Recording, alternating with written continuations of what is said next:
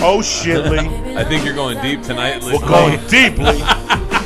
I know things are bad when Joey Where's calls the music? I'm sorry. Where's the fucking music? Joey calls me about every 2.5 hours, and then the closer it gets, it's like every 15 minutes. He just calls me and says, Dr. Conrad, I just got a call from jail. Conrad Murray sent me the like... Kick the fucking music out before I stab you in the lung. It's true.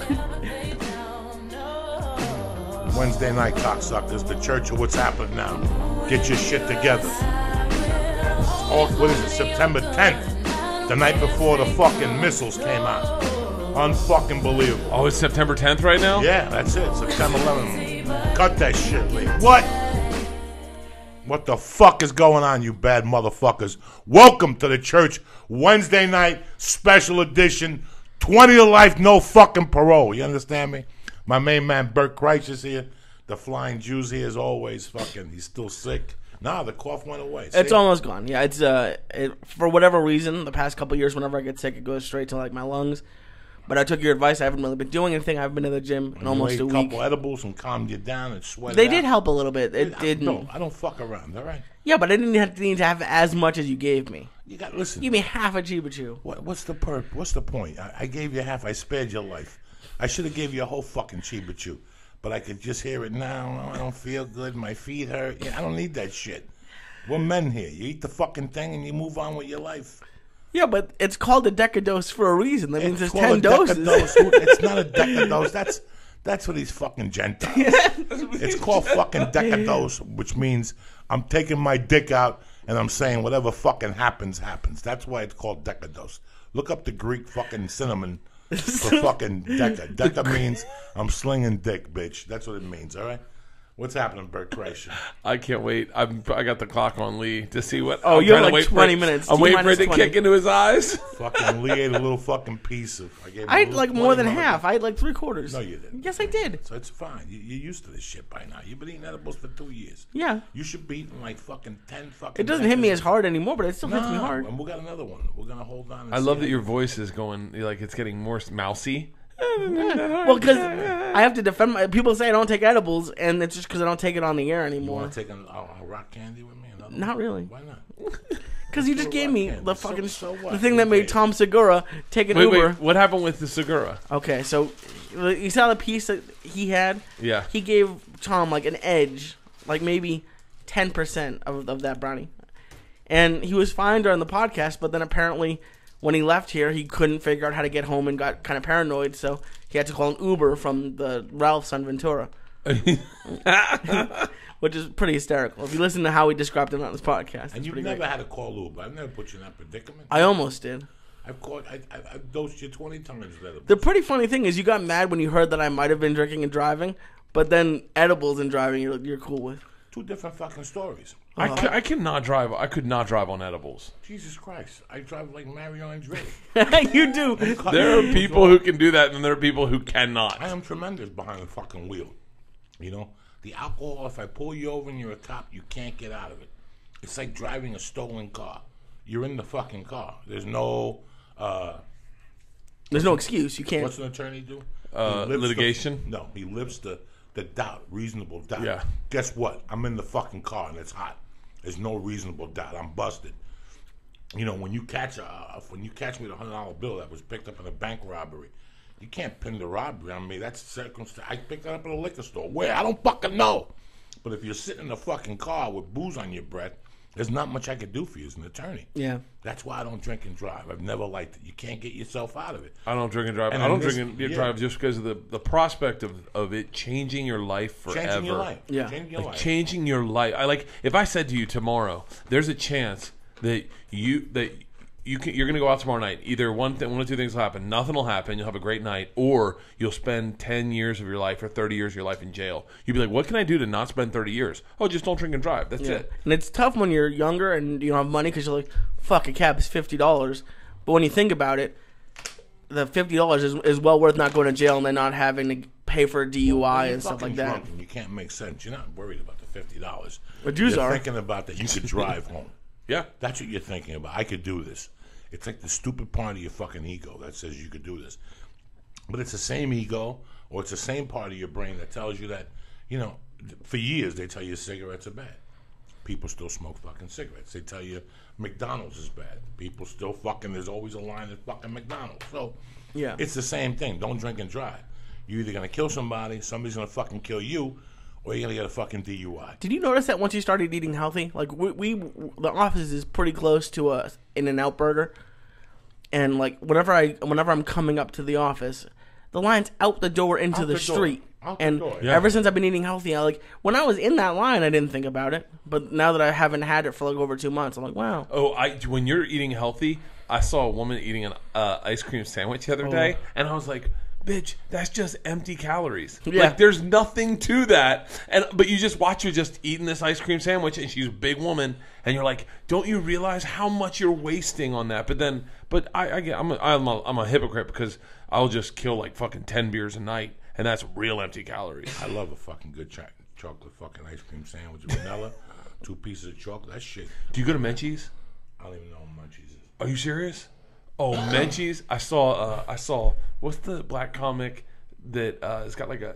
I'm gonna make him sound like he's unattractive. He's a great guy, big black dude. Kind of looks like he got a weird pointy kind of head. Earthquake. Not Earthquake, but the Goosebumps? other guy. There's like 3 really big black comics. He like. Oh, the guy from Breaking Bad? No. Oh, Yeah. I think that's him. Yeah, you'll see him at Munchies. Yeah, I saw him at Menchie's, and he pulled over, and he was like, "What's up, Bert?" And he went in by himself, came out with like 3 ice creams, and I was just like living large. My kids were like, "Are those all for him?" I was like, "Yep." It's amazing that the other day I saw something that was fucked up. I saw a big chick that had calves, and she was probably 28, but her calves were marbled with fat already. She was ginormous, and I was at the Habit with the wife and the baby. I was eating a salad. Habit's so good. With a fucking the tri-tip salad is only 500 calories. It's Yeah. fucking delicious. It's delicious with the tomatoes and the onions. It's fucking delicious. And I'm looking at this girl, and she's attractive face. She's the typical really pretty face with a huge fat ass. But that thing, that ship sailed. She was just at this point she was just putting fat on top of fat. And it was so weird that she was getting a soda. And I told Lee later on that she must have gotten 4 sodas while she was there and 1 soda to go. I've done that. Yeah, everyone does. I mean, not everyone. But Coca-Cola, not Diet Coke or water or a tea. You know, when you think about all the fucking calories in those 5 Cokes. And hey, listen, one time I was at the Miami Improv, and a guy came up to me and said, not for nothing, I counted how many sodas you drank tonight. You drank like 13. Because in those days, I didn't drink booze. I would just drink Cokes at the bar all night. You know, when you're drinking a 6-pack throughout the day, and then 13 to 14 glasses with ice in it at night, you don't even notice you're drinking all those fucking... That's a ton of fucking empty Yeah, that's like calories. 1,300. That's almost as much as you're supposed to have for the day. And you don't notice it until you start counting calories. You're like, fuck. Luckily, I never really got into regular soda. But it's just... Really? I don't know. I've always had diet, not. I mean, there's always people joke like you go to McDonald's and then you get a Diet Coke because you're watching your calories. I just thought regular Coke was too sweet, but and people always say when you stop drinking you lose weight, and I'm not really much of a drinker, so I love Coke in a can with ice cubes. There's nothing better than a Coke. Root beer. Oh, beer. my God. I had. You know what I had? Root beer I had with a ice and grape soda the other day. Tremendous, Dude, Tremendous. grape soda. I had grape soda and hot wings, and I was like, "Oh, I'm living my God. fucking large." When I was a kid, I used to get vanilla wafers and dip them in orange soda.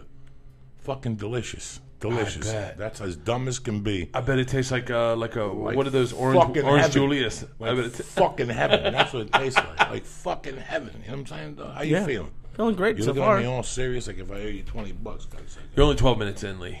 I have 8 more minutes. No, I'm You have 8 more minutes. Probably somewhere around there. Today I ate a Chiba Chew. I had to run around today and do a bunch of shit. And I had to go to the chiropractor. I had a meeting. And I went home and I popped this, a deck of Chiba Chew at like 1 o'clock. I was running a bunch of shit. I had to get plane tickets, you know, just shit that's tedious. Yeah. 3 plane tickets, a hotel. I had to make a call. I had to send a few emails. And I ate this Chiba Chew. And after a while, the baby was asleep. I said, fuck, I'm going to go outside and get some sun and write some jokes. And I'm writing some jokes. And all of a sudden, this fucking Chiba Chew just fucking overwhelms me. Just fucking overwhelms me, right? And I had smoked some pot, and I actually put my head back, and I'm like, wow, this is fucking dope. I love when you get like that. It had to be about 10 after 4, and I put my head back. And all of a sudden I heard, like, excuse me, and I look up. I'm like, this fucking salesman. And I look up, and it's Bergie, our friend Bergie, the Armenian. He's like, what are you doing? I'm like, Bergie, I am fucked up, you know. And he proceeds to tell me a story about his brother's arm is stuck like this forever. And that he has to, you know, his mother has to put like a fucking pocket over here so he can keep his hand in there. But his hand is like this. You know, and I'm like, did you get him a cape? You know, and I'm fucking. But the funny thing was when he was telling me a story about his brother, it's like anybody else telling you a story about their family that has a disability, you know. And at first, you want to keep it as serious as you can. But I'm going down deep with this Chibo Chudeka. I just burst out fucking laughing in the poor guy's face. And it was so overwhelming that I burst out laughing that I almost fainted. Because I was so embarrassed that I was laughing that it lifted everything, the anxiety level. Yeah. But I couldn't keep a straight. And he kept going. Like, yeah, he has to keep his arm like this. And my mother made a jacket for him to stick his arm in. And I am like Napoleon. Yeah, and I'm fucking freaking. I'm surprised you let him keep telling you because I usually when you couldn't got tell him to high, stop. Did you get a cape like he's gonna hide his face in it? Yeah, like this is the way so it's like if my hand was permanent like this, I just get capes all day and walk sideways and walk that way. walk sideways. you have at least one cape in your closet. I know you. I love them. You have a cape somewhere. Oh, Wait, what happened to capes? When did they fall out? When these fucking idiots start wearing tight jeans. Capes have been around forever. There's no way if you can't sling dick on a cape, you ain't slinging dick. I want to How long you been cape. married for? I don't have a cape. Listen, my cape game sucks. You get a black cape with a red interior. I'm getting a purple cape. Get a black cape with a red interior. And one night go, Leanne, I'll be right back. And come back balls ass naked underneath. And come in like this, like a heavy Bella, like Bella Lugosi in 52. God. Naked with the cape, they go fucking bananas. Women love fucking capes. Capes are so functional. Fucking like functional. if you got cold, I'd have a quilt cape, so almost like a Snuggie, so I could just wrap up in it. Oh, I love a fucking cape. And something else happened when I was out there. Before Bergie came, I got the high going. So I'm sitting there minding my own business. And for some reason, this fucking iPhone, when somebody calls, it beeps, but it doesn't tell you who called. Okay. It doesn't tell you who's calling. So I have to hang up with the person and wait 5 minutes, and the call comes through. So I have to shut the thing off and maybe start it. You'll tell me how to do it. And my fucking other thing keeps asking me to upgrade. And every time I hit it, 10 pop-ups come on. I don't understand this fucking app thing. So, you know, I got to have apps. I don't fucking get it. Just one time, hit me, and then move on with your life. Now, every 10 weeks, they want me to upgrade and do this. Get the fuck out of here. So... You mean you're not going to wait in line for that new iPhone? Oh, yeah, I'll be there tomorrow morning, nice and early, like a fucking moron that I am. I got better things to fucking do with my time than wait there so I could have the phone first. So I could tell my idiot buddies I have it. Oh, you're so lucky because you stood in line like a fucking faggot. Yeah, that's great. What was I talking about? About something that got your high going. So You should just get a homeless guy to stand in line for you. Just go, hey man, you're outside anyway. I'm sure they would. give him $20 an hour. Like, that's what a real pimp would do. But these fucking idiots can't figure that out. God forbid they can't stay outside and tell themselves stories about fucking Alana Del Rey or whatever the fuck these kids talk about today. What the fucking bullshit they're talking about. So what got your high going? Carmine called me. Oh, right? Jesus. Carmine Balzano called me. This dude that he met. This fucking 74-year-old guy that I grew up in his house. So when I looked at the thing, it said no caller ID on it. So I thought it was my uncle.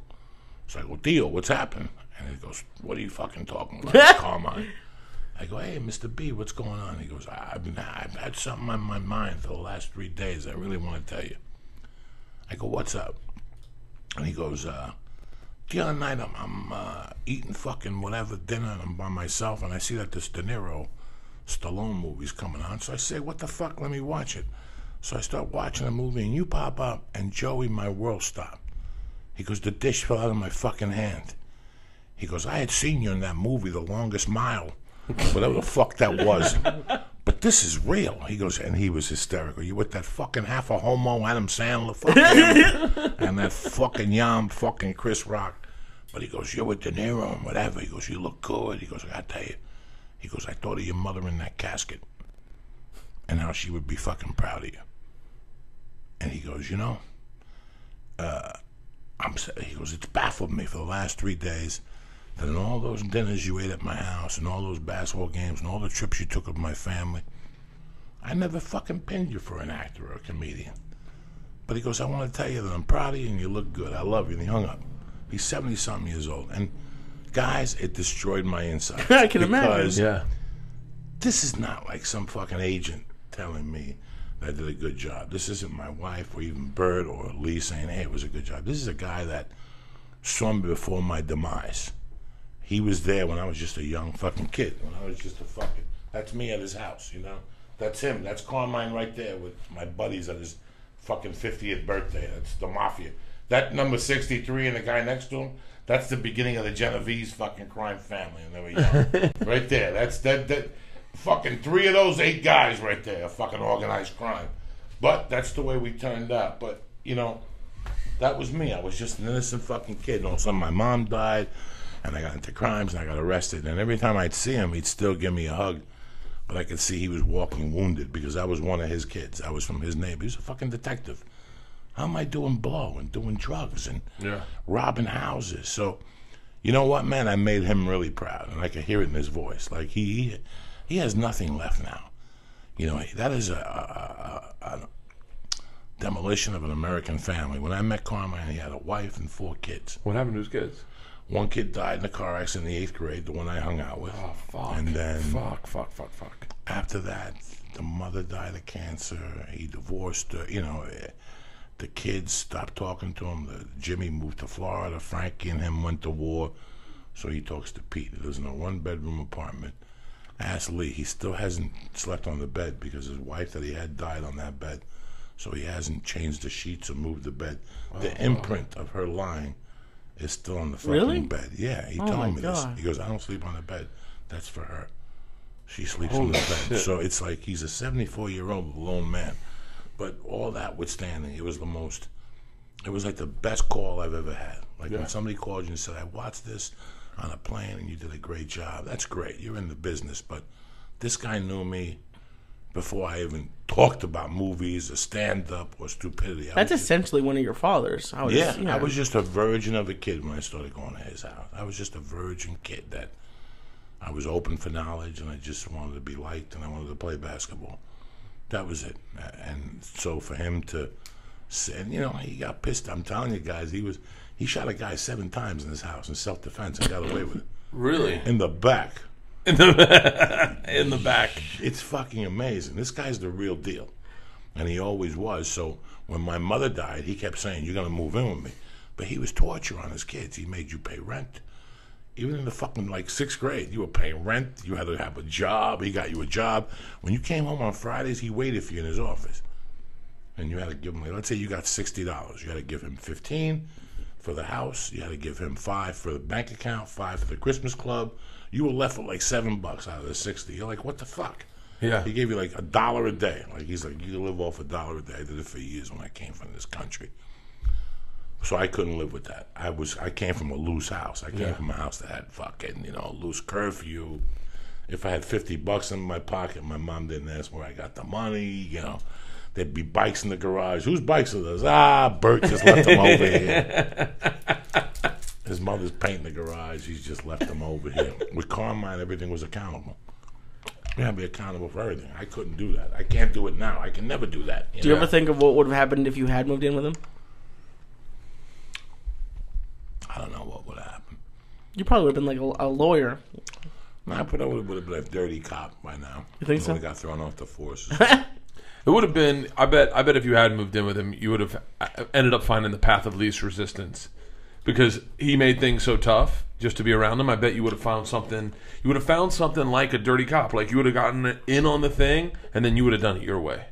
It would have been interesting. I always think about the butterfly effect all the time. Like if you took that one option and you did the other thing, I think about that constantly. Like when Isla broke her. Remember I told you when Isla the first time she broke her teeth, I was obsessed at the fact that I knew she shouldn't do that, but I didn't want to be the overbearing parent that told her not to do it because my wife's that way. My wife's like, let her do it. You got to eat a pound of dirt. And I was like, these kids are too big. They're playing too rough. But I didn't want to be a pussy parent. So I was like, fuck it. And then I just thought, if I could just step back and I kept thinking, why can't I just go back in time? Like, I'm fucking obsessed with that. Yeah. You ever watch Taken? It was on TV today. That Liam Neeson movie. Yeah. And because the ex-wife is so mean to him, and then it happens, and I was like, oh, I couldn't even imagine having a daughter. Like, that's I almost don't want a daughter just because I don't want to think about that stuff. And you guys have 4 daughters, so I can't even imagine. Like, luckily you have a while, Joey, but Bert, your girls are coming up to close in a few years. They're gonna start dating and. Oh, someone, fucking Georgia's an adult almost. I mean, she's like Leanne's size. She shares shoes with her. I saw her the other day. I've been gone for a month. I saw her the other day, and I just was like, holy shit, man, she's so big. I don't even recognize her. And she, like, talks to you and, like, says, like, grown-up girl stuff. Fucking How old is she now? She's 10, but she's, I mean, LA, they grow up fast. She's in 5th grade. She said to me, I got no one to look up to at this school because it's up to 5th grade. She goes, I got no one to look up to. She goes, it was fun when I was a little kid. Now I feel like responsibility. I was like, you're not supposed to talk like that. You're supposed to say, like, let's play Monster High Dolls or some shit. But yeah, I'm freaking out about it. I told you I mean, want to hear something crazy? When I took the life insurance exam, you take one over the phone, and the kid answers the phone, and he goes, I'm going to walk you through all the questions. They ask you if you've ever done drugs, if you've ever drank alcohol. I get done all my questions, and he goes, okay, I think we're done for now. I'm going to end the recording. I went, oh, thank you. And he does the recording. He goes, it was a pleasure meeting the machine. And I was like, motherfucker. I'm sure he listened to my answers. Like, I very seldomly drink. I've never tried drugs. Or whatever my bullshit, you know? Like, it was like, it was a pleasure meeting the machine. I was like, motherfucker. So, but yeah. Hopefully you get it. Oh, yeah, Let's see if you get it. Yeah, I'll get it. I've changed my lifestyle a lot. I think I've been a lot healthier. But it's that thing you're talking about with your dad. Oh, God, yeah. The fear of death. He moved down to Florida because you grew up there, right? Yeah. So your parents were always there. My dad moved down with a girl to Boynton Beach, like where all the old Jews go. And he moved into a retirement village. And all he taught, like, when I was down there last time, a guy died. And then I called him the next week. And I was like, oh, did you ever go check up on that guy's wife? And he's like, oh, I didn't tell you. She died 2 days ago. And I'm like, every day someone's dying down there. And now every time we talk, he's like, I have to sign something now for his will. And he tells me he's getting life insurance. And I just don't even want to hear it. But then I think about you, Joey, and like how maybe you wish your mom talked more about that stuff. But it's uncomfortable as a kid to hear it. I don't like people who talk about it because they're, you know, Doug Stanhope has that death pool. Yeah. And nothing bothers me more than that. Because you don't know, you're mucking around in death. Yeah. You know, as a kid, when I'm Spanish and I'm Cuban, and in my house there was 1,000 things you could not do. You know, you couldn't go to my mother couldn't go, hey man, I just saw a guy get stabbed in the neck. Don't ever fucking point at yourself. My mother would never say cancer in the house. Yeah. You couldn't say cancer in my house. You just didn't want to fucking put it out there. That's something that we just didn't discuss, you know.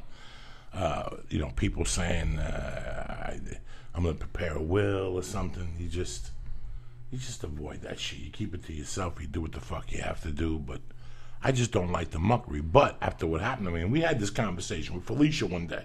Yeah. We had this conversation. I go, you know what? When you have kids, you have to live every day like it's going to be your last day. And you have to prepare them like it's going to. And if not, they're prepared anyway. If not, they're fucking prepared anyway, you know? But we were talking before the podcast started about death.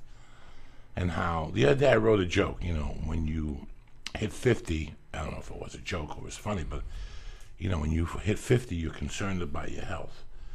Especially if you've been running on luck for all these years. Like there's people that have been eating carrots since they were 10, that they've been running since they were 10, and they have a heart attack at 52. Then there's Keith Richards. Then there's Ozzy Osbourne. Yeah. Then there's the singer from Motorhead, you know, Lemmy. Yeah. And there's 1,000 other people, but it contributes to genes. It contributes to 1,000 things. To me, like I said on the podcast the other day, God, when they make you, they give you 1,000 whatever heartbeats. How you reach them is up to you. I tore through some You know nights. what I'm saying? If St. Peter goes, so what is that, God? How many heartbeats is that? He'll live to 82. But if he doesn't discover cocaine, you know, if he discovers cocaine, he'll live at 48, Yeah. 47, you know. So I always thought it was fucking heartbeats. But death is something, every time I wake up now, whenever you talk to Carmine, you go, Carmine, how you doing today? He's like, God gave me another day. You open your eyes, you give God thanks. He gave me another day. But he's 76. after fucking 55, when you wake up, you give yourself thanks. I do. As soon as I hit the floor, I say, thank you, God. I rub my head, I rub my ori, and I say, I hope I don't have to drive to fucking Hollywood today. You know what I'm saying? That's the second thing I think of. Do I have to fucking drive somewhere today, or am I in the fucking valley all day like a fucking doctor? Yeah. Do I gotta fucking go down to Wilshire Boulevard and talk to some fucking stroke about something that's not gonna happen? Or am I gonna have the will to say, you know what? Fuck you. You can tell me whatever you gotta tell me over the fucking phone, all right? Yeah. I gotta go down there and listen to fucking 3 Gentiles talk about shit that ain't gonna happen anyway. At 4 o'clock. You know, fuck you. What did I'm to 11? Oh. You know, it's just, you worry about it. I look at Mercy every day. Listen, when Mercy hits 3, if I make it to a week after her 3rd party, I lasted my dad. I always think of that. You know, my mom used to always say, and people would pull me aside and go, you know what, man, I knew your fucking dad. And not for nothing, when he had you, everything changed. My mother's brother that lives in Glendale, don't say a nice word among nobody, especially nobody in the family. He hated everybody in the fucking family, his brothers, his cousins. And he always said your dad was a good fucking guy. But after you had him, it was all over for him. I couldn't imagine being him. I couldn't imagine being him doing a bump of coke in the bathroom and coming out and having a heart attack. Is that what That's happened? how he died, and him feeling his heart and going down to one knee. And I don't have to tell you guys, when you feel your heart and you grab your heart and you go down to one knee, your life flashes before you. You start thinking about stupid shit. Is this the end? Should I make a call? And I couldn't imagine him on his back, lying there with everything spinning, with him thinking about me. Yeah. Saying, God, please don't do this to me. Give me one more day to be with my kid. Give me one more fucking day to be with my child. Because that's what I'd be saying. You think when my mother was on that fucking floor in the kitchen when I was 16 and she was having a heart attack, she wasn't thinking to herself, God, please, just one more fucking hour. Let me go upstairs and at least fucking hug him one time, you know? I don't want my daughter to go through that. I don't want my daughter to have to... And that's why I do what I do. I've been sticking to that My Fitness fucking thing. Yeah, it's great. I'm always 200 fucking calories light until I get home at night.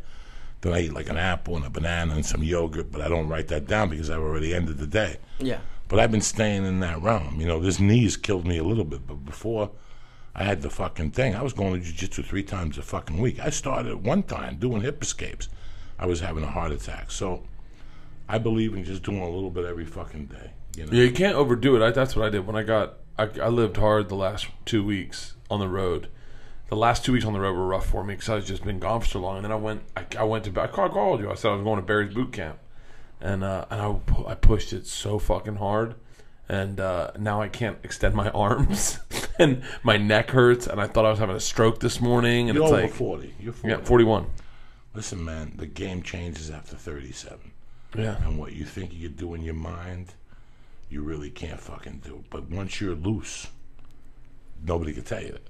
Once you're in 35, 40 minutes, nobody can tell you that. Yeah. You go, fuck it, I'll do it again. And then when you walk out of there, you're I like, was lifting weights like a fucking... I just powering it. Just fucking looking at chicks next to me like, yeah, that's what I'm talking about. I looked good because it was dark in there. I had this shirt on that made me look tapered.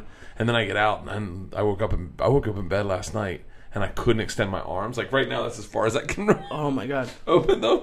And all I can remember is like going in the middle of the workout going, maybe I'm going a little too hard, but everyone else was killing it. I was like, I kept thinking I'm Mickey Mantle. I can party and I can bring it in and I can fucking kill it the next day.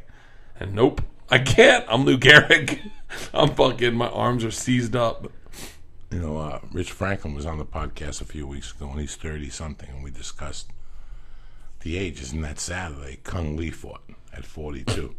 And what's his name destroyed his face. Bisping, yeah. And like I told people, even your eyes, your reaction time slows down. Yeah. You think you could still do what you think. Why do you think these baseball players fucking disappear at 38, 39? It's over. Your fucking eyes, it's over. Your eyes a little bit, you start squinting a little bit, it's over. If I That's fuck what around it on my is, yeah. cell phone too much, I start getting, I can't see, I get short-sighted. Yeah. Listen, man, all those motherfuckers. How old was Willie Mays when he got traded to the Mets? He was done. And he was 34. We've extended Wait, that. Willie Mays was 34 when he got traded to I the don't Mets? know. I don't fucking know. But I'm saying that. I always thought of when Willie I was Mays growing up, as like 50. yeah, when he was 50 at the end. When I was growing up, the prime of a fucking baseball player was 28 to 32. That's completely turned around. It's up to 37, 38 now that they could still swing a bat and still be productive.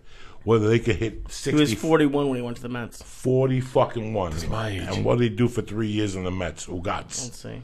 It was horrendous. It was a nightmare. It's got to suck to be a pro athlete and have your career over.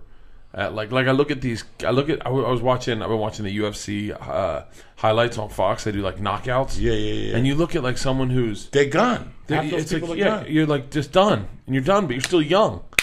Like I think about like I was like there's some guys that have flipped it right and then taken their career in fighting and then started businesses like Tate Fletcher. Like he's doing the coffee. He's got he's every time I see him on, I don't even know him, but every time I see him on Instagram, I'm like, God, it seems like he's doing it right. And then you see guys that you're just like, they're fucking not. Yeah, it's scary with like Anderson Silva because he was doing fine, and then the last 2 years, just both fights he got hurt. Yeah, but those guys, it doesn't matter. He's got millions put away. What Anderson Silva will do is people come to him and want to invest in schools. That's it. He really? sells a franchise for $200,000, like McDonald's. Anderson Silva's kickboxing school. You sign up, you send an instructor that you train, and Anderson makes 4 appearances a year. But wouldn't it be kind of crazy, like, so yeah, he has the money, but let's say somebody came to you and basically said, you're too old for comedy, your brain's not working as fast, but we'll start selling Joey Diaz comedy books, but you can't do it anymore. What if they said, what if they said, that's a good question. What if they said, how about this? You're getting too old to tour, the kids want a younger thing, we'd like to sell your act. We'd like to franchise your act to younger kids, and they can buy in on your act and they could do your act. Would you do that? I don't fucking know. But it must be. I'm Joan a Red Rivers Sox, was 81, so the question is hypothetical. I know they can't do that. George with comedy, Burns was 150, but and I'm a Red Sox fan, but I respect Derek Jeter. He never wants to quit, but he has to quit this year because he's too old. And with comedy, you don't age yourself out. You get better. Right. Well, hopefully, yeah. Yeah, well, it's completely. I mean, there's guys who age themselves out because their act is young, and their act just doesn't make sense when they talk about it anymore. Mm-hmm. You know, like there's guys who, I remember when I started, there were guys, and I called them like fun boy comics. They were like, they'd talk about like parties and chicks and this, and it's cool. It's cool. And I mean, but they do that, and I remember thinking, there's no texture, there's no like realness to their. Who drinks tequila? Yeah. Woo! Yeah. But did you see David Wilson this year, the running back for the Giants, who had to retire right before preseason because he had like too many neck injuries? He was like 23. He's younger than me. Now he has to retire. It's one of the crazier parts about sports. What do you do, man? Going into fucking sports, especially now. Let's take GSP. He was intelligent enough to say, that's it. I've got some money put away, and this is how I'm going to go out. Even though I lost a fight to John, whatever, who gives a fuck? I'm just saying here. This is how he went out. And there's other guys like Chuck Liddell that get knocked out 10 times and then realize it's time to fucking quit. You have that decision. They just gave Nogueira 2 more fights. Why? He wants to fight 2 more fights and he's done. Why? Why, guy? Your things are too slow. But you don't see that. And I understand your question, would you? Nobody wants to accept that they're done. Nobody. Not even fucking Mickey Rourke and the wrestler. That's what it was about. Nobody accepts that they're done. Very few go, you know what? I'm planning this. Honest to God, at 51, I didn't want to fucking be on the road. You just said the magic word, guy. You were gone a month. You have 2 daughters. Yeah. You were gone a month. I leave next week for another month. So you have to look at what you're getting in and what's the cost of you not seeing them. Yeah. There's an effect on this, and this is why I don't want the agents controlling what the fuck I do. I got to come home twice a week, dog. I got to come home 2 days a week. I have a wife and a kid. I don't give a fuck what your show entails or what the road or the Funny Bone in Chicago. That's got nothing to do with me. Thursday, Friday, Saturday, I come home on Sunday. I don't know what you're talking about working Sunday nights. I got 2 fucking daughters. Yeah. That's where you decide. These are all the decisions you make as a fucking comic or as a whatever, professional athlete. How much more do I want to keep striking the fuck out? I lead the league in home runs. I'm Willie fucking Mays. I'm going to go to the Mets to play what? So somewhere along the line, you're doing that for what reason? What's the reason? Ego. Money. Yeah. Money. That's the only reason I work the way I work. Money. You fucked up your money somewhere, and now at 50, you got to fucking catch up, i.e. myself. You think Bobby Slayton wants to be on the road? No. Bobby Slayton should have been done with his fucking first show and on to fucking syndication money and now doing 1 weekend a month in Vegas. That's the plan. That's the plan at 51, 55. Doesn't work out that way. Wendy Liebman was on America's Got Fucking Talent last week at 50 fucking something years old. Are you serious? Yeah, Rocky Laporte and Jimmy Schubert were on fucking America, but we only want young comics. All right, good. That's fucking great, but this is how it works out. Nobody wants to hear that they're too old to do something, but there's few people that are very smart that go, you know what? Look at me. I talk about dirty shit. Nobody wants to see an old guy talk about dirty shit on stage. They applaud it because it's Death Squad and it's cute and shit, but nobody wants to fucking see it, guy. I know this going in, though. I'm that smart that I know that fucking going in. You know what I'm saying? I'd rather drive to Gower and do 2 days on a show and go home. I don't want to be the star. I don't want it to be the Joey Diaz show. I don't want nothing. I don't want top billing. Just work. I wouldn't fucking do this. I don't want to do this in 2 years. I got a fucking kid. I want a kid. I don't even want that kid to say like the other one, you weren't around. You weren't around. And I understand. I was out there for you trying to make money. They don't understand that. Yeah. Fuck it. I'd rather eat a TV dinner than you be gone 6 fucking months. That's their thing. It's just really hard for fucking. I wish I could explain to them, though. Like I had a conversation. Put that air on? It's on there. I wish I could explain to Georgia that if we didn't have money, we'd have stress in our relationship with me and Leanne. Like if I said I'm just like I can't even imagine because I'm still do the road. I still do the road. I mean the problem is I'm doing this thing now called Call in Sick to Work shows where I go in, fly in Thursday night, do radio from 8 to 10, drink on radio, then go right to the club and everyone calls in sick to work, and then we do a show Friday at 11, and then I get on a plane and I go home for the weekend. And that's great, but the problem is now because I have so much more extra time, now TV just starts filling it up. And you know this. I don't think it's going to be around forever. I don't think TV is going to be around forever. I look at it and I go, I'd love to work at Travel Channel for another 20 years, but I don't know when they're going to be done with me. So I just hey, fuck it. I'm going to work as hard as I can when they want me to work. This is Gabriel's mentality. Yeah. Gabriel's out there, the whole fucking the whole kit and caboodle. He's out there. He'll tell you. You never fucking know. And I like the stand up. I don't know when it's going to start to fall apart. Like right now, it's selling tickets, but not like I'm not selling tickets like Rogan. Like and then what do you do? What if you have that Jeff Dunham time where the clubs don't even want you, and then all of a sudden now you're Jeff. I don't know, man. I get stressed about that all the time. I get stressed. I get It's just amazing that they try to tell you what you can and you cannot do. And age is just a fucking number. But it's really a number in your head and how you feel, And it is crazy, too, because my dad worked in nightclubs and on the radio. So he was home most of the day, but he was gone at nights. And then, it is tough. Like, I'd be like, oh, he's the dad who's not at the sporting events. And as a kid, you feel bad. I'm that dad. I just realized when you said that. I'm that fucking dad. You feel bad as a kid a little bit. But now looking back at it, like I see how hard I'm starting to work. Yeah. You respect them at 30, but I always thought that a man's job was to go out and work. That's how I was raised. That a woman stays fucking home and a guy goes out and works whatever the fuck they need. Yeah. Whatever the fuck they need. 22 hours a fucking day, whatever, But then again, it's just amazing that you can't. And I found out the hard way in my first marriage that you can't. That's the attitude I just didn't want to be home. You ever fucking see people? Then I have a friend that for years, I go to their parties and the husband wasn't home. Kid's birthday party. Oh, he's coming. He's working on a TV show. And I remember leaving there one day and my wife going, something wasn't fucking right, man. Yeah. It's 8 o'clock on a Sunday. And I go, that motherfucker don't want to come home. I know men. Yeah. There's a point in their life, and sure enough, 3 months later, they were done.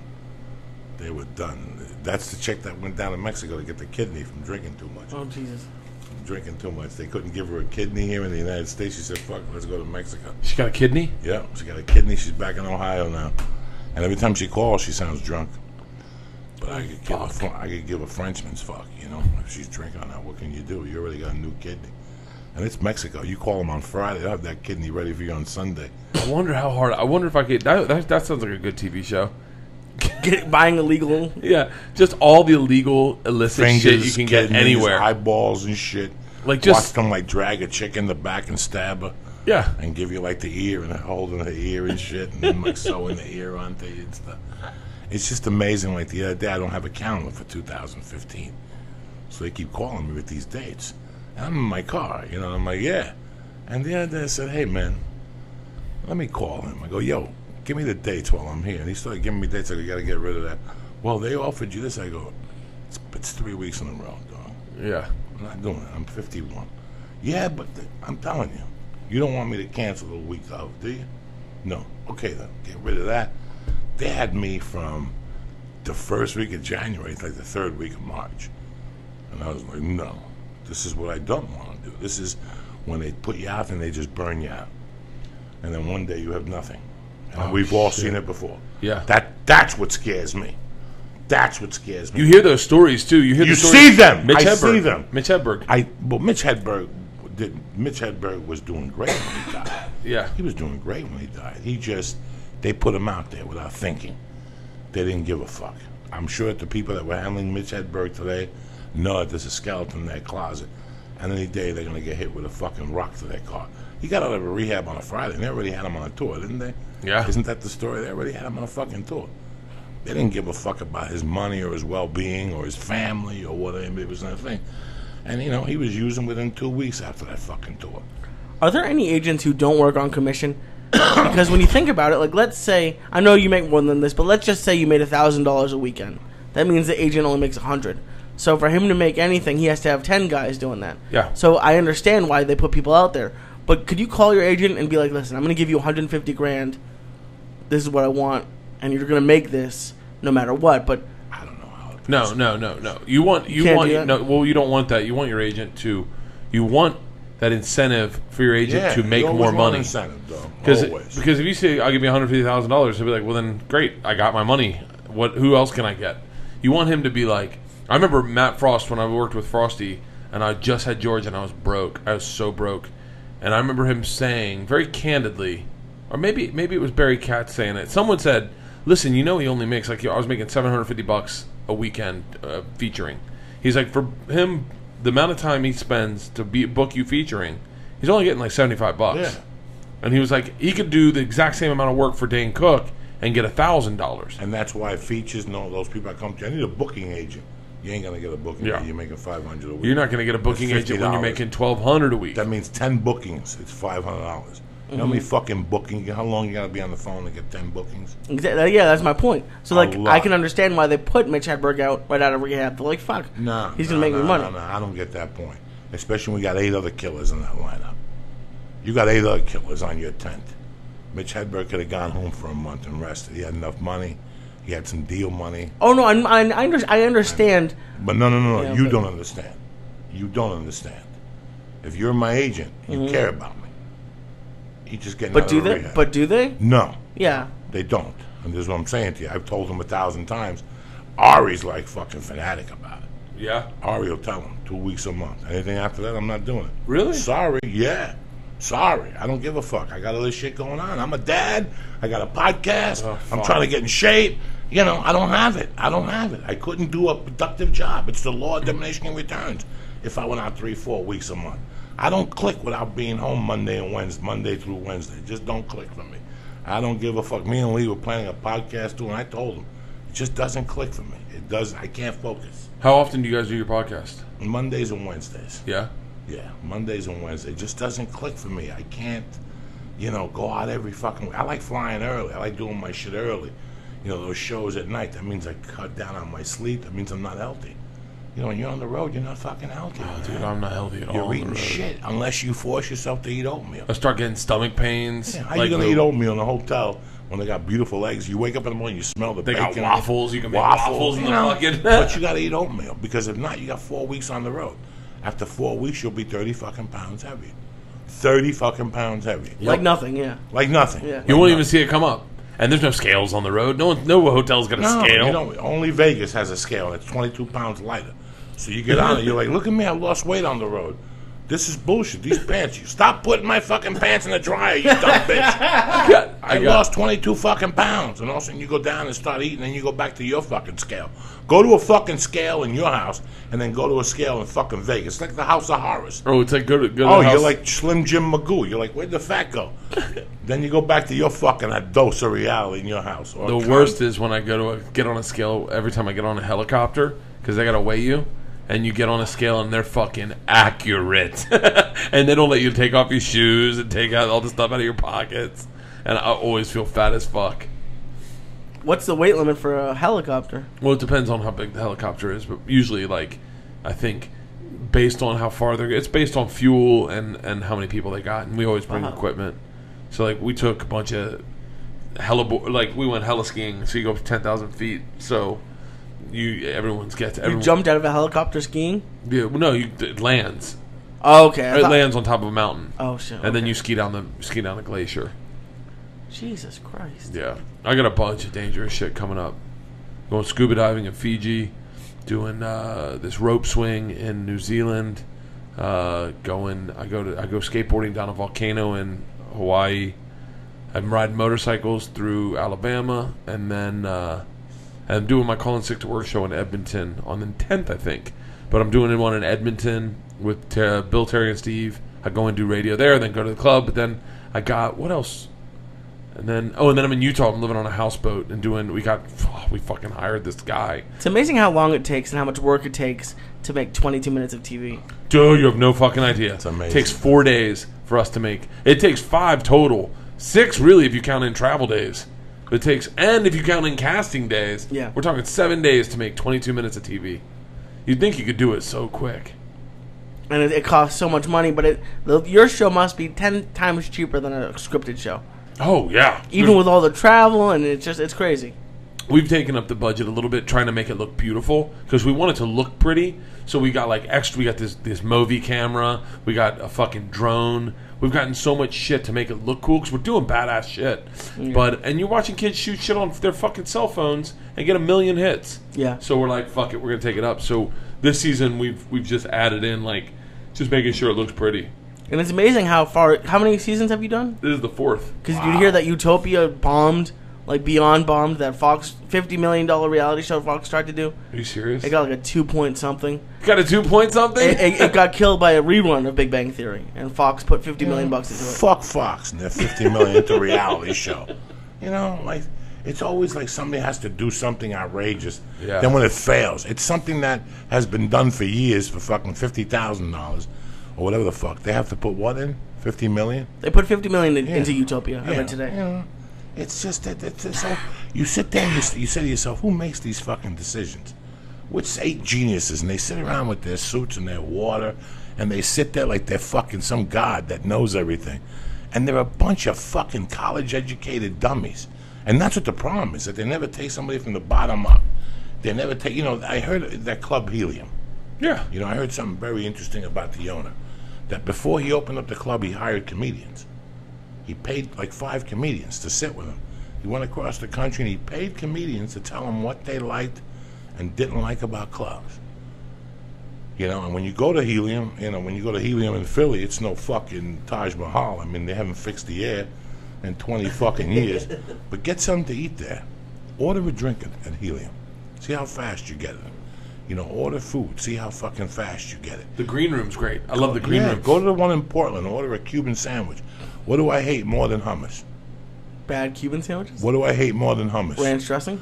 They have a spicy red ranch dressing in Portland, Oregon that they give you with tater tots. Must I say any more? Spicy ranch dressing that's red. I didn't even know it was spicy ranch. You ate it? Ate it, and it was like, this is brilliant. Yeah. And then she told me what it was, and I almost swallowed my fucking tongue. Okay? I'm talking, they treat you right. They put you in a medium hotel.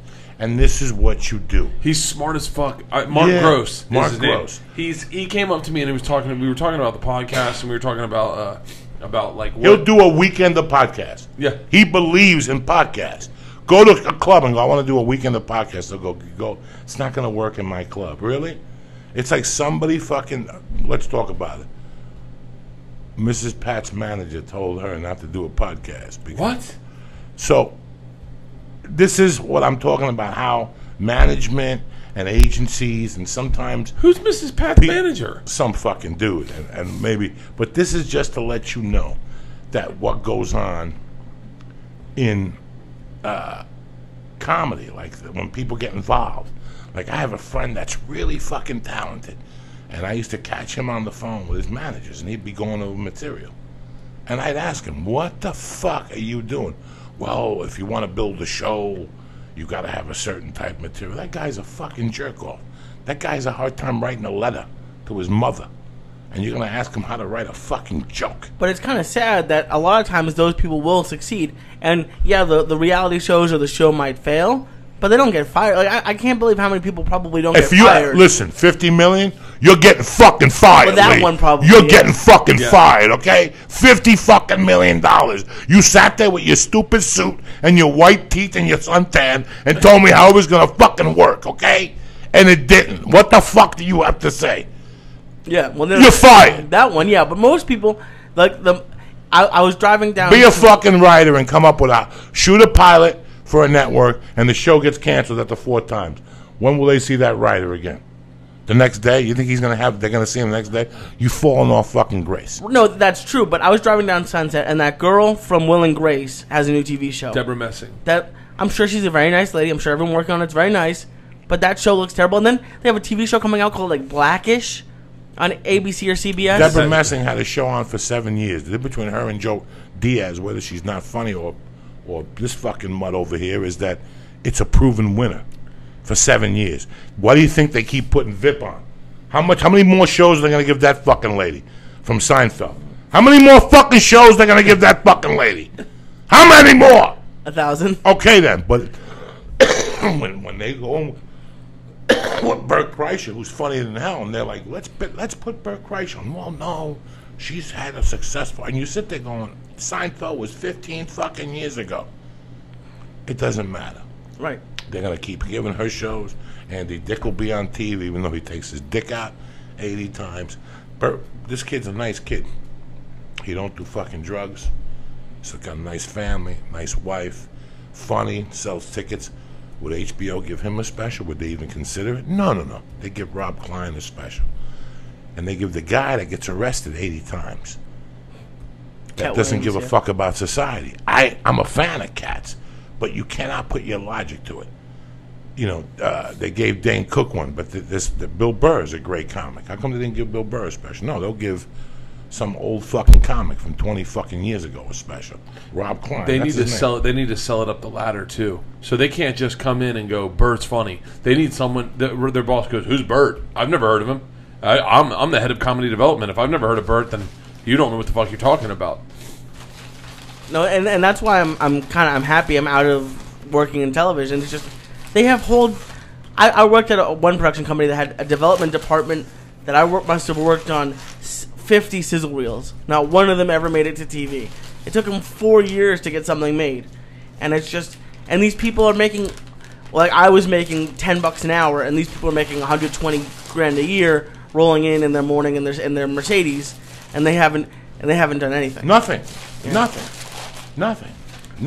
But then you run into execs that do know what they're fucking doing. Oh no, there's definitely some. When you run into ones that you do know what you're doing, you'll do fucking you'll jump through. Well, they've been in the business for 30 years. Yeah, they started on a show as a writer. They knew something. They moved them up. They were somewhere. You know, they know the business backwards and frontwards.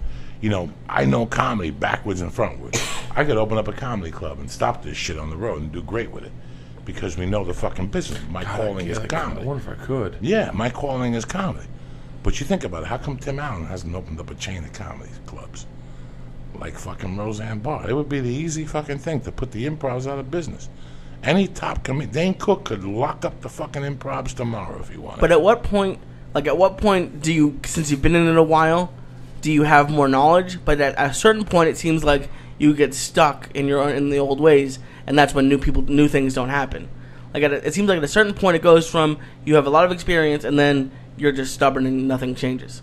Like it's a weird transition. Well, you know, if anything about me, that I'm not stubborn. Not you. You know that I give everything a shot. There's a certain era of comics, the ones before like Rogan, like Angel, Bobby Slayton, Wendy Liebman, Felicia. They're a grap above us. I've always found that those older guys, like none of them have podcasts. Angel doesn't even have a Twitter page. You know, they do things, the way they do things. Ralphie does things the way he does things. I argue with Ralphie all the time. He does. We all have ways, but you have to listen, and some way you have to, there's a pattern. And you learn from other comics what they do and fail with. But what might fail for Bert might work for me. What might fail for me might work for Bert. Yeah. So you live and learn from experience. You know, how many times have you said something to me and I've hit you with an answer already thought out, and you're like, how'd you know that? I've been doing this for 20 fucking years. Mm-hmm. We had a friend that used to want to replace podcasts with videos. And I used to say all the time, the videos aren't going to work. And against me, she'd always make fucking videos, and they'd get 130 fucking hits. The 3 hours you put into that video, 1 hour you could have been writing a fucking joke and gotten more mileage off that fucking joke. There's just little things that you just fucking know because you've done them 1,000 fucking times. You know, I'll take a comic that's been doing comedy for 2 years and say, look, don't go nowhere where you ain't supposed to be. Every comic has heard that line. Guess what? Bert don't know what he's talking about. I'm going out of the improv and I'm going to do 10 minutes. And then I bomb.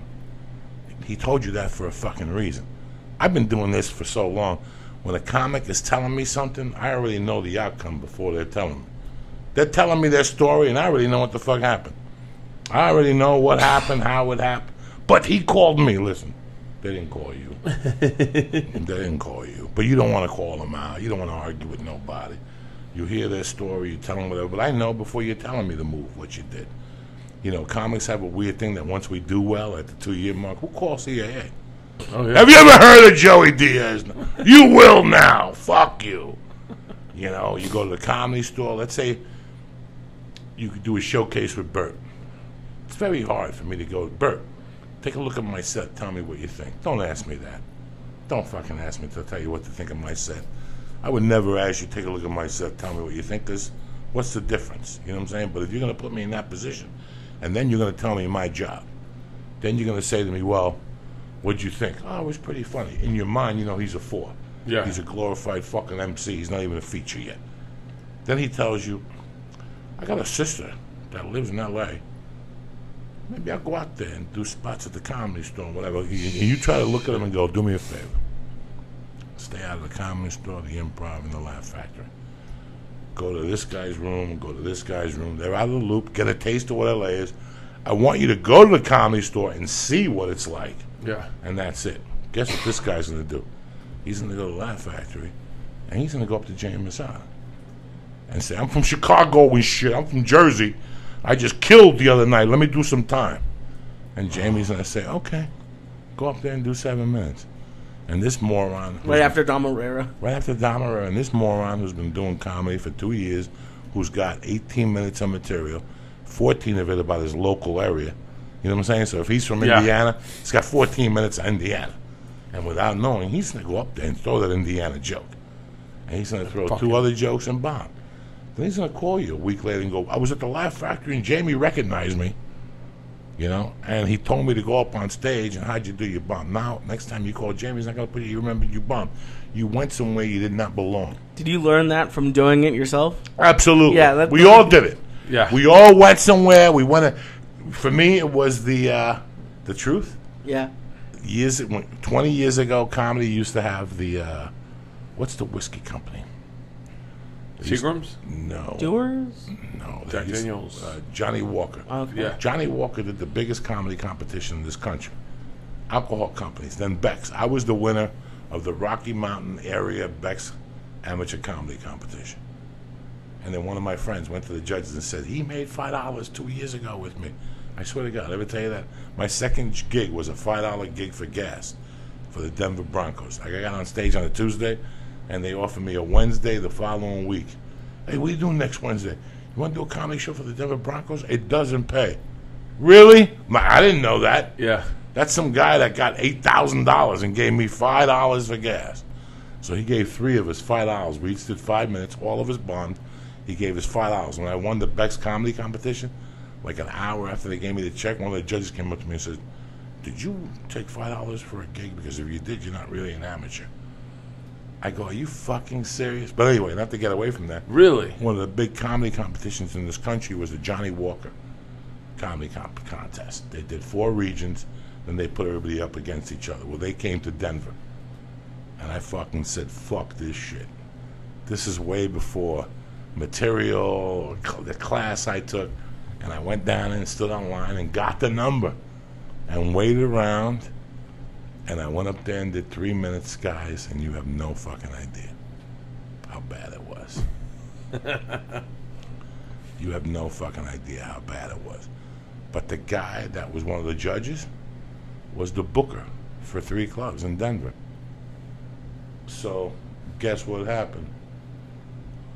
You got booked. No. You didn't get booked, yeah. The guy hated me. Yeah, he fucking hated you, yeah. After everybody told me, don't go down until you have some time under your belt, because that guy's a scumbag.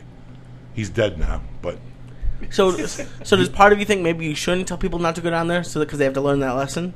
They have to learn it on their own. They have to go up Yeah. in front of someone, and people do it all the time. They go to the comedy store, went up in front of Mitzi Shore, bombed, and then you can't go back up in front of her.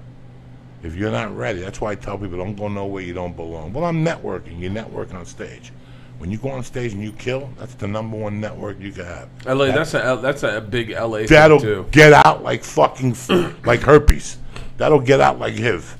If you kill on stage, that's the #1 thing that gets out. Everything else is background music. You go to the Improv and drink every night and shake everybody's hand. It don't. Who's that? Some fucking drunk guy. Dude, there's a lot of those guys. Yeah. That you just sit around and you're like, I know it. Is that guy a comic or an agent? I see We him did all the time. we did a gig one time in Buffalo, man. Yeah. Hey, who do I talk to for a spot here? What are you talking about? What are you fucking talking about? Do you think it's still possible, like you said, so if a comic comes here and is killing on stage, but let's say he doesn't know the right agent, let's say he doesn't have the best website or Twitter page, could he still rise up, or do you he still... doesn't even need none of that shit. Yeah. Funny is funny, dog. You still think it'll And work? the word will get out. And somebody, because the comics will give you love. The word, you don't need none of that shit. That shit's all bullshit. That shit could come later. I'm talking when you're focusing on stand-up. If I'm getting into stand-up today, I shouldn't even have a fucking Twitter page. Yeah, Okay? if you're a young stand-up, you should not have. I should have a Twitter page. Nothing. Get off it. You're just gonna fuck yourself. Get off it. Focus on the important thing. Getting funny. Then get the social network. Then you get your Twitter and your Instagram and you jerking off with your buddies. But for right now, what did he say in Apocalypse Now? What's he fucking say? I'm sitting in this hotel room by Charlie squatting in the bush. Every time squatting in the bush, he gets fucking strong. I get weaker sitting in this fucking hotel room. So when you're in your room figuring out 140 characters, some fucking kid with no life, a day job, lives at home with his mother, is on stage. And he's doing this every night. He's got his mother's car. Meanwhile, you're thinking about doing, he's doing. You got to be obsessed with it. You got to be obsessed with it. And with comedy, the first 90 days, you got to be out every night. There's no girlfriend. There's no my feet I miss hurt. that shit. Yeah, that's when you go out with a group of guys. I should swing by the Ha Ha Cafe tonight and try to do a set. Ha Ha Cafe, is that what it's called? Yeah, what's his Right on name down there?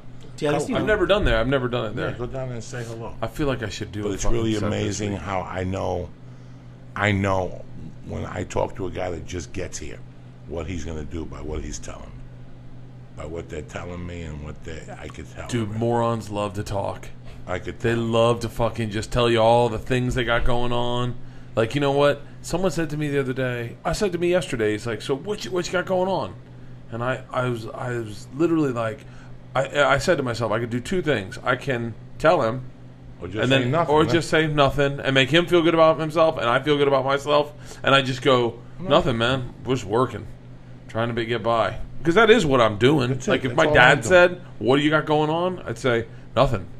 Even though I do have stuff going on, that's not important. Yeah. What do you think? Because I don't know if you've noticed. Every once in a while, I just look at the comedy charts on iTunes just to see where the podcasts are and everything. Oh. If you've noticed, there's a lot at the top right now of like Vine and YouTube stars. So like, what can that be like when On like stand up or on like comedy podcasts? So like what is it like when they bring in like there's Bo Burnham who made it from YouTube and is a YouTube star that they bring out, but there must be hundreds of them who got brought out because they have a lot of views and agents think they're great, but then they can't handle you it. could fake the funk for a little while. You could fake the funk for a little while, and then you can't fucking fake it no more. I can't even think of the names that fake the funk, but you know who they are. Where you're like, yeah, whatever happened to that guy? Yeah. They just stop. They give up, man. They don't have they don't have the passion. There's a lot of guys that you see that are Vine sensations or there's a guy that I had on my podcast, Rye Dune. Yeah, really nice guy. And I told him, I said, you can keep doing Vine, but you got to get on stage. If you want to be a comic, your comedy's got to be better than your Vines. And they were already headlining them myself, because I look at Vines, like some of them are funny, and they have this thing going around where they have meetup events that cost like over $100 a ticket for little girls to go see, and they go and they jump around on stage at 17, and they're making thousands of dollars. Or that Rye Dune, I listened to that podcast. He said he'd only been doing comedy a few years. 2 years. And he was already headlining shows at the Improv because he has 5 million But followers. that's his path. That's his path. He's got to deal. And I'm not saying anything bad about Rye Dune, but he's got to deal with what's going to happen is the day he gets on the theater show and he's booked with Louis C.K. and he's been only doing it 5 years. That's his stress. That's not your stress. That's not my stress. And I don't begrudge him at all. I wish him the best of luck. But I'll put it from me and my perspective is that I got put into the industry very quickly. And I got a sitcom. I got a sitcom deal with Will Smith my first 6 months doing stand up. My second year I got a sitcom deal at CBS, and then I got a TV show. And I remember telling Patrice O'Neill at a table in Scotland, I was like, I got shit made. And Patrice was like, no. He was like, I feel bad for you because you think you do. But when that goes away, you'll have nothing. And he's like, until the day where you have a foundation of work where you can fall back on that and you can go, well, if this shit goes away, at least I can make $4,000 a week on the road. And I remember thinking he was out of his fucking mind. But let me tell you something. When that shit fucking went away, I had nothing. I hadn't fucking got into the clubs in LA. I hadn't done anything on the road. And I had to start all over hosting. I had 2 fucking TV shows. And I had to go back and host at the Improv. And luckily I was funny because I had done stand-up.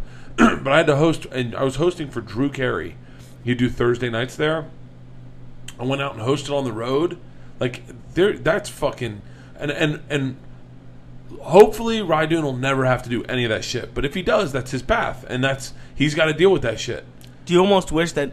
Do you ever look back and be like, well, I wish maybe I didn't get those deals, even though it was a lot of money? No, I would have never. I would have given up. Really? I don't have the fucking constitution that Ari has. I listened to Ari's podcast where he talked about his failures. Oh yeah. Let me tell you something, man. I'm really lucky that I never fucking went by the Comedy Store. Mitzi Shore would have broken my spirit. I'm very fragile with not now, but when I first started, I took advice from anybody.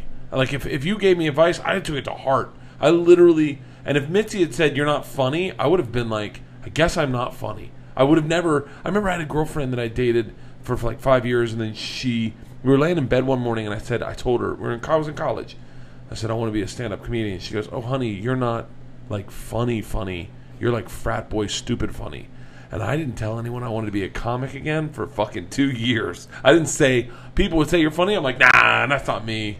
I mean, like, Mitzi would have broken me. I listened to Ari's podcast where he kind of broke down. Yeah, because Joey, you got passed pretty quickly. Not that you're not funny, but you got passed within a week or so, right? Yeah. And Ari said he had to do 4 years. like 35 times, he said. Like, do you ever think about, like if you had done that, do you think you would have stayed in L.A.? That was the only thing I did get. Okay. Do you follow me? When most people get here, they get on stage 3 or 4 times, 3-yard signs on. They get an agent. They go to fucking Montreal. I didn't get that. I got to town January 27th. I got on stage the first night at the Comedy Store. The next night at the Laugh Factory. Jamie told me not to come back. He goes, you're a nightclub comic. This is the Sunset Strip, buddy. You're wasting your time. You know what Jamie told me? You go long. It's such a weird fucking thing to say. I never went long, but he goes, you go long, buddy. And I go, it made no sense. And so then I got fucking horrible advice from a fucking moron. And I followed that advice. And then this fucking guy, I won't say his name because it'll sound like I'm shitting on him. He was like, you know what you need to do? You need to buy Jamie some weed and go get high with him. So I fucking thought this guy knew everything. So I got a fucking bag of weed, and I came over to the fucking Laugh Factory, and I went upstairs with Jamie, and we got high. And I was like, I remember sitting there thinking, I am so fucking out of integrity right now. Because this is not who I am, and this is not what I want to be doing with my life. I don't care if Jamie likes me. I remember sitting in that little fucking creepy, that Persian office upstairs, and I would be like, I don't want to be here. I don't even like Jamie. Like, I remember going like, I don't even like this guy. Like, and what am I going to be, his friend? I'm only his friend so I can get work. And I was like, and I don't even like working in this club. I didn't like the comics working that club at the time. And I was like, what the fuck am I doing here? And I literally walked out. I left, and I was like, all right, I'm just going to focus on the improv. Because they were giving me hosting gigs, and that was like an ego thing in LA, was to just host. So I started hosting at the improv, and thank God. Well, wasn't Jamie, and I'm not shitting on him, but I'm not shitting on Jamie either. I've heard on podcasts, wasn't he a dishwasher at the store? I don't know what he was. And now he owns a club and can tell people if they're funny or not? Well, that's what it was. And he told me the second night I wasn't funny. So I was heartbroken, but what are you going to do? What are you going to fucking do? All right, I won't go to the Laugh Factory. That's what I was like, then I guess I go long. I guess I won't go here anymore. I set up something at the fucking Comedy Store, and I did a showcase, and she told me to come back next week and do 7. And I came back next week, and she passed me. I was a regular there, and then I went to the improv, and the guy there was a drunk, but a sweetheart of a guy. And he used to sit in the window. Older guy. He was there for years. He used to sit in the window. And one night, there was Latin night on Sunday nights. This is 1997. Oh, yeah, I'm not and around. I got off, and he came downstairs, and he goes, I want you to be a regular. So I was a regular at 2 of the 3 clubs, and I was satisfied with that. I was very satisfied with that. But Mitzi always loved me for who I was, a character, and she always gave me a bunch of spots. But that's where it ended. People around me were getting deals at the Comedy Store. People around me were signing with ICM and 3 Art and CAA and fucking Gersh, and I wasn't getting none of that love. So we all have our different heartaches. You know, I never went to fucking Montreal. I never got a fucking deal. I don't like that shit. I don't know what none of that shit is. I don't even know what none of that shit is. So, yeah, I got discouraged. You know, Christmas Day, I got up. This December 18th of 2003, I had read with Travolta. I read with Danny DeVito. They told me to come back tomorrow at 11 o'clock. You're going to read for the director. It was 10:30. I went in the shower. When I came out, there was a message. I picked it up, and they said the director hired somebody last night in New York. You know, you didn't get the fucking job. That movie, Undisputed, with Wesley Snipes and Ving Rhames, where they fight in the fucking prison. The Mike Tyson story, when he went to prison, he had to fight that guy. I was up for that fucking... They came to see me at the Laugh Factory. Fucking the director of that movie, directed Warriors, came to the fucking Laugh Factory on Monday night. Didn't get that job. Then Travolta see me again for another movie. He was going to play Jimmy Roselli. Monday morning, 10 o'clock, I go to the fucking callback. It's me and Mike and Molly. Billy Gardell. And we're both there to read. They were going to give us both the role. They liked us so much. Yeah. Jimmy Roselli hung out with stand-up comics. They would drive him to gigs. They would sing, and he would do 2. Jimmy Roselli was a singer, an Italian singer from Hoboken that Sinatra blackballed. He didn't sing at Sinatra's mother's birthday party, so Sinatra said, you're done. So the guy had to sell albums out of his fucking trunk. Oh, anybody who hired him as a gig Sinatra would send fucking the mob to burn the fucking place down. Travolta was going to do it. Ready to go. We both had the role. They canned the movie. Travolta did the movie about space with fucking Scientology, with the things coming out of his fucking head. We all have heartaches, guys. Yeah. Every comedian has fucking heartaches, and it's how you take them. You know, you could sit there for 30 days with the thing, go to the Comedy Store, what's up? I could have got the Travolta movie, I didn't get it. Or you could just brush yourself off, do a fucking grammar blow, and you come back tomorrow. That's the problem is, this is the problem that arises in that, is you become so resilient as a comic that you are almost more comfortable in failure than you are success. Like, I know for a fact, like, I got so good at getting things not picked up that once something got picked up, I was like, well, fuck, now I'm really uncomfortable. Now I feel like I don't have a footing. I don't know who the fuck I am anymore. Like, I loved failure. Like, failure was fun, you know? You get fucking, all the clubs loved you, but you just fucking bad audition after bad audition. Then when you get it, you're like, well, shit, I was good that one time. I don't know if I could do it again. I forgot this is live right now, and someone just tweeted me, Waterboxer tweeted me, and I was like, that's so fucking odd that he would say that, and I just said that.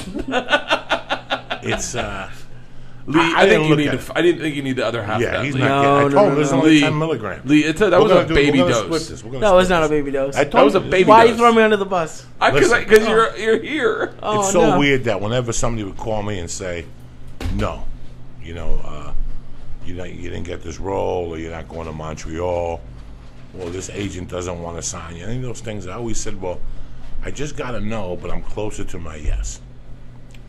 Is it like the same thing as a heartbeat? You have a certain amount of no's you have to get through? Yeah, so I'm closer to my yes. Every time I get a no, I'm closer to my yes. And I got That's a that great from way to selling fucking cars. look at that. I got that from selling cars. I got that from telemarketing. Every call you make and they answer is one less call. That's it. Eventually, and you don't, like I said, didn't I say it the other day? The more things you do in this town, the more opportunities you go to meetings and this and that. Eventually, you're going to get something. Hopefully it's something big. Sometimes it's a $100 a day movie. Sometimes it's a co-star. Sometimes it's a home run out of a fucking park. Well, how do you... Because a lot of times, you've talked to me and you talk about it on the podcast, that sometimes now you say no to things. But if some things you might not... If you were just saying sometimes you have to go to things because you never know when it's going to be yes, when it's going to be a home run, how do you make the decision to say no? Or do you ever worry about it? Or have you ever had something you said no to blow up? Because it seems like you would have to. I said I say no to things from experience, from saying yes and having my nose wide open. When you first come to this town, you do everything. People call you up, I got a spot in Chino Sunday, 10 o'clock. Okay. And then you realize Chino's fucking 3 hours away and you got a spot at the store. For years when I started booking, I was infatuated with auditions. Once I started booking, oh my God, I was infatuated. I'd get up on the morning and go on breakdowns.com, then I'd go on showfax.com, and then I'd go on Actors Access, and I'd submit myself, and from 5 to 7, I wouldn't take a personal call. I would just fucking, Lee, get off the fucking computer before you eat another edible. I wouldn't take a personal call. I would just wait there for breakdowns because I didn't want to be on the phone with Lee and my agent call.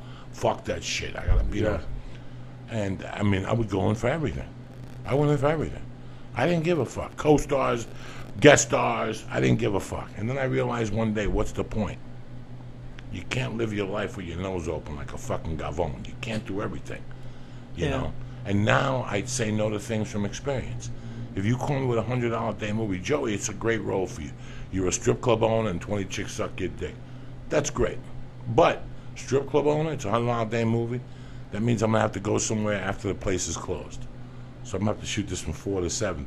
So because of your $100, I lose a whole fucking day tomorrow because I got to sleep throughout the whole day. And trust me, once you agree to a $100 a day movie, you will have an audition at 11:30 or a tremendous meeting at Fox or CBS at 12:30 because you took the $100 a day meeting. Number 2, you got to wear your own suit. So there's all these variables that you know from doing it. For years, my dick didn't get hard when I had to work. My dick got hard when I booked the job. When I go to an audition, I see 3 known actors. That's a great statement. I like booking something. You have no idea. More than doing it. You have no idea. When I go for an audition, I see 3 actors that are known, and I'm a fucking fat fucking ex-felon comic. I go out of my way to book that because I want to prove these fucking guys that went to Juilliard and, oh my God, when I get into character, I can feel the character. Get the fuck out of my face, all right? Go fuck yourself. The way he wrote the character, his penchant for the love. What the fuck are you talking about? If you could breathe into a cup and fog it, you could act. Okay? So you're saying you didn't get into the character for the Marin show? Oh yeah, you gotta get into the character and the Stanislavski. What the fuck? Fog it, you can act. You can fucking act, and they make a big deal. The way Angelina Jolie did that. Listen, either Angelina Jolie be acting or she'd be sucking dick. There's not much she could fucking do. It don't take a genius to fucking tell you that. What else is she gonna do? Well, she's directing now. Yeah, she's a fucking great director. Yeah, keep buying that shit. She goes and there's 3 guys behind her that she looks at the shot. What do you think? Okay, yeah, she's directing. She ain't no fucking director. She's a fucking idiot. And I like her. I'm a fan. I'm not saying this, but you see what I'm saying? They make a fucking big deal. Like, oh my God, the acting. You know, Ray Liotta. Do you know Ray Liotta? No. Then how do you know how he was acting? Most of these guys that won an Academy Award for the role was fucking written. It's them. Mm-hmm. It's them. That's why they fight for it. When Sinatra went out for fucking that movie when they cut the horse's fucking head off in The Godfather. Yeah. That movie was him from here to eternity. That role was him. You know when a role... When I fucking sent the tape in for Big Tony, it was me. It was me. They wrote it for me. All I had to do was... The job was mine to lose. You follow me? I used to go in... There's so many times I go into... When I went in for fucking the Mentalist, I went into Mentalist as a social activity. It was like something to do on a Tuesday. We were at fucking Warner Brothers, get some sun on the lot, you get a free soda. I bumped into 20 people and I booked a job. You think I want to fucking shoot a movie, a TV show? You guys just said it. I got to spend 3 days there for 22 minutes of TV and listen to a bunch of asshole writers, you know, tell you what's funny and what's not. You didn't say the word the. Who gives a fuck? Gives a fuck? I made it funnier. Isn't that fucking better for you? People fucking laugh. Oh, I hate that shit you made me say is fucking garbage. When you get an audition and I'd always improv it, I'd always make it mine, and then they'd be like, "Well, why didn't you read it the way we wrote it on the page?" And because it sucks ass. Yeah, I felt like going because you've never proven yourself. Yeah, who the fuck are you You've guys? never proven yourself on stage. You've never made people laugh. It is so difficult to write something and make people laugh. I say that from experience. I've written like a bunch of shorts and shot them. To write something that seems really funny on the page, but then make it funny. There's only a handful of comics. There's only a handful of humans who can do that. Will Ferrell, it's amazing how talented he is because he can make something that he finds funny on the page hilarious in real life. Like, that's so fucking hard to take something on the page and make it work. I give my hat off to anyone, but there's a lot of guys who have never done it who claim that because they were a writer's assistant for Judd Apatow, and then they got put into the system, and they have a deal, and it's a mid-six-figure deal that they know what they're doing. They don't as much as I don't. Like, no one knows it. It's like the fucking Fox debacle with the Utopia show. Let me tell you something. Everyone in that room thought that was going to be a fucking hit. It is so hard to predict not only what people will find funny, but what people will pay to go see. I could never fucking do that. All I know how to do is I can have an idea that I think's funny, and I can make it funny on stage. That's all I can do. That's fucking it. And I can take a good meeting. That's it. I can't write something, me write it, and then someone go, "Oh, that's fucking amazing." Well, then it's kind of weird when you hear about, oh, this guy had people write his stand-up for him. Like, how can it even help? If there's just writers who aren't getting up on stage, it must be kind of hard. But I'll tell you what, it does help. It helps in this situation. You, me, and Bert started together in, let's say, Ohio, Columbus. We started together, okay? If you get 3 guys that start together, and we moved out here together, you were a pretty good feature act. I was featuring, Bert was co-headlining. Bert got a deal. Me and Bert lived together. We're from Columbus. You come out. Once you come out, it doesn't mean that you're going to stick with this fucking thing. You might go into a different aspect of it. Do you know what I'm saying? Like, you might go into writing, which is the natural evolution for us. Right or wrong, it's the natural thing. Whether you're, one day you realize you don't want to make people fucking. I don't even know what my train of fucking thought it was. You've told me before where a comic will say, "Come with me to all the clubs," right, and help me out. But the beauty of it is, like years ago when Chris Rock did 2 of those specials that were brilliant, 3 of those specials. We've discussed this before, and in my world, I do the same thing. There's a lot of comics that have an ego that they wouldn't do this. If I went to HBO tomorrow and HBO said, "Joe, we're going to give you an hour special. We're going to give you $300,000. We're going to give you $150,000 in advance. I'm going to keep $50,000, but I'm going to give 3 of my friends $30,000. Good friends. I'm going to go up to Bert and say, "Bert, what are you doing next month?" "Well, I'm doing a Columbus funny bone." "No, you're not. I'm going to give you $30,000. Cancel. Your whole next month is with me." Because I know Bert knows me well enough that he'll say to me from time to time, I have a friend that this happens with, and from time to time he'll call me and say, "I wrote a joke, but I was thinking of you when I wrote it, and it's your joke." let me tell you, and I can't say this joke on stage. Yeah. But he knows me that well. And so do you. Chris Rock did the brilliant thing. I don't know what they give him, but he used to pay Louis C.K., Richard Jeni, and Nick DiPaolo. That's as good as it gets. That's 3 different styles of comedy, plus his.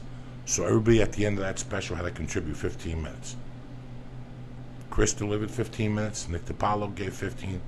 You can't lose. Yeah. Especially with those guys. Did they write it for you? No. I went up there and talked about sleeping in my bed, peeing in my bed. You made it better. You're Nick DiPaolo. You could really make that joke better. That's the thing about you that I've always said is that you say things that would get lost in the shuffle. Like it would work for you. I don't think anyone. I would never try to write for you. But like there are things that you say constantly where I'm like, God damn it! If I had said that, I would be using that in my act. And that's what I think. And someone to allow you to simply not exhaust, but kind of elaborate and tell the whole story like that. To this day, and I know you did not mean for it to be as funny as it was the first time you said it to me, but this statement you go, if you think black people are allowed in movie theaters, you should hear them in prison. Oh my God. When you first said that, I was obsessed with that. I was obsessed with that because I was like, that's the greatest premise I've ever heard. Because you have to have been there to know that premise. I have a joke that I used to tell. It never really worked, but it was if you ever take a dump in the hood of your ex-girlfriend's car, you got to take your pants off all the way. But you have to do that in order to know that you need to do that. Because what happens is when you shit, you also piss. So if your pants are on your knees, you're going to piss in your pants. It happened to me. So that's like a joke you have to have done to do it. And I love those jokes because they're so fucking. There's so many bumps on them. They're like a geode. You know what a geode is? With all the crystals, and you get lost in it, and it's like that rock that's cut in half, and it's all the purple crystals inside, and you get lost because you don't know where to look anymore because it's real. That's what that joke is. And when you said that, I was obsessed. I made you say it like 4 times around me, every time, like on a new podcast or on, and because every time it got better and better and better. But that's one of the things that I think about you that I go, you like. I remember you saying one time, like, you were like, dog. We were talking about Priscilla, and you're like, I'm really good around dogs. So when I first got to the country, I got attacked 4 times the first week, and then you said, Bert, one dog walked past me and came back to bite me. Like he's like, yeah, I didn't see you. He did, but like stuff like that is so fucking real. But like you, I think it gets lost in you. Like I don't think that's not something that you write down. Joey, the funniest part of Joey's acting, because I see him pretty regularly, the funniest bit, and you can hear me laugh, I think, during the thing, is throwaway lines that most of the audience doesn't hear because they're laughing. It's like just lines that make you crack up. It's my favorite part of the show. And you'll never say it again on stage, but it's just like one little throwaway line, and they're all too busy. They're all too busy laughing or not paying attention. But if you see you more than once, that you have those lines, and it's the best part of the show. You know, when I said that to Bert, I thought about that for 3 months because I don't know where that came from. That must have been somewhere hidden in my psyche that was dying to get out from 1988. Yeah. That was a statement from 1988. I never said nothing to nobody. I never even thought of it till we discussed it. Till we were talking about black movie theaters. And I'm like, that ain't nothing compared to like that summer. Those 3 days or 4 days I spent in, it's where you first go, diagnostic. When you go to prison, when you get sent to prison, the judge says, all right, 4 years, community credit, you have anything to say? I want to thank my family and God, and then they put you in the back. They take it to the back, they take your suit, they process you, and then you wait to go to the diagnostic. And I went to diagnostic. So this is basically the first place you go to. So you don't know what to expect. So you sleep, but not really. You sleep with one eye open. And you can't sleep, even if you wanted to. Because the black people will not shut the fuck up. But it's a conversation that's not like you and I right now. Like, hey, Lee, how are you? No. Yo, Lee, what's up? You know, these motherfuckers trying to give me 8 motherfucking years. It ain't my type of case. It's us. Yeah. No. This was a 100-yard conversation. So you're 100 yards from me, and I'm 100 yards from Lee. And we're going to have this fucking conversation. 100-yard conversation. Yeah, yo, Lee, what's up? What's up, Lee? Nothing, you know, I'm up here doing what? I told you to get off the phone. Where's Bert? Bert's over here. What up, Bert? Bert, what up, nigga? What up, Bert? And it goes back. What up, Bert? I don't know, nigga. What's up with you? You know me, dog, doing my time. These motherfucking Peckerwoods trying to take my shit. Peckerwoods are white people. You know, Peckerwoods, motherfucking, these Mexican. And this goes on like they're the only ones in the room. But first, they're talking loud. And I remember sitting in my cell, like wanting to say, shut the fuck up. But it wouldn't have helped. It wouldn't have helped. So you just close your eyes and pray that they'll shut up. They didn't shut up one fucking time. I had never seen anything like that. And guess what? They didn't shut up for the whole 5 fucking days I was there. I don't think they shut the fuck up. But the beautiful thing about that is that you're telling I love when you tell your experience, because your experience is no one can replicate that. There's no comic out there that has that fucking bit. There's no comic that talks about the shit you talk about.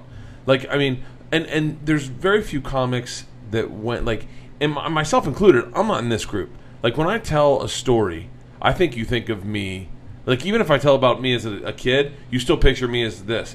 When you tell the story about you getting attacked by dogs, I picture you as that little kid with the vest on. Like, I picture that kid, that, like, Joey mannerisms in a little kid with, like, a fro, when he goes, oh, fuck, another dog. Like, I can picture you, and there's something that you cannot write in that. Like, there's no comics writing that material, because it's so fucking real. Tom Young. Remember Tom Young? Mike Young. I went to high school with Tom Young. Mike Young had a joke that was very real, and I loved it. It was about doing bad shit, and when he was a kid. And he's like, you remember you had that one friend that would always, like, want to do something real bad? You'd be like, hey guys, hey, you guys want to go TP Brenda's house? He's like, yeah, and then let's kidnap her fat dad.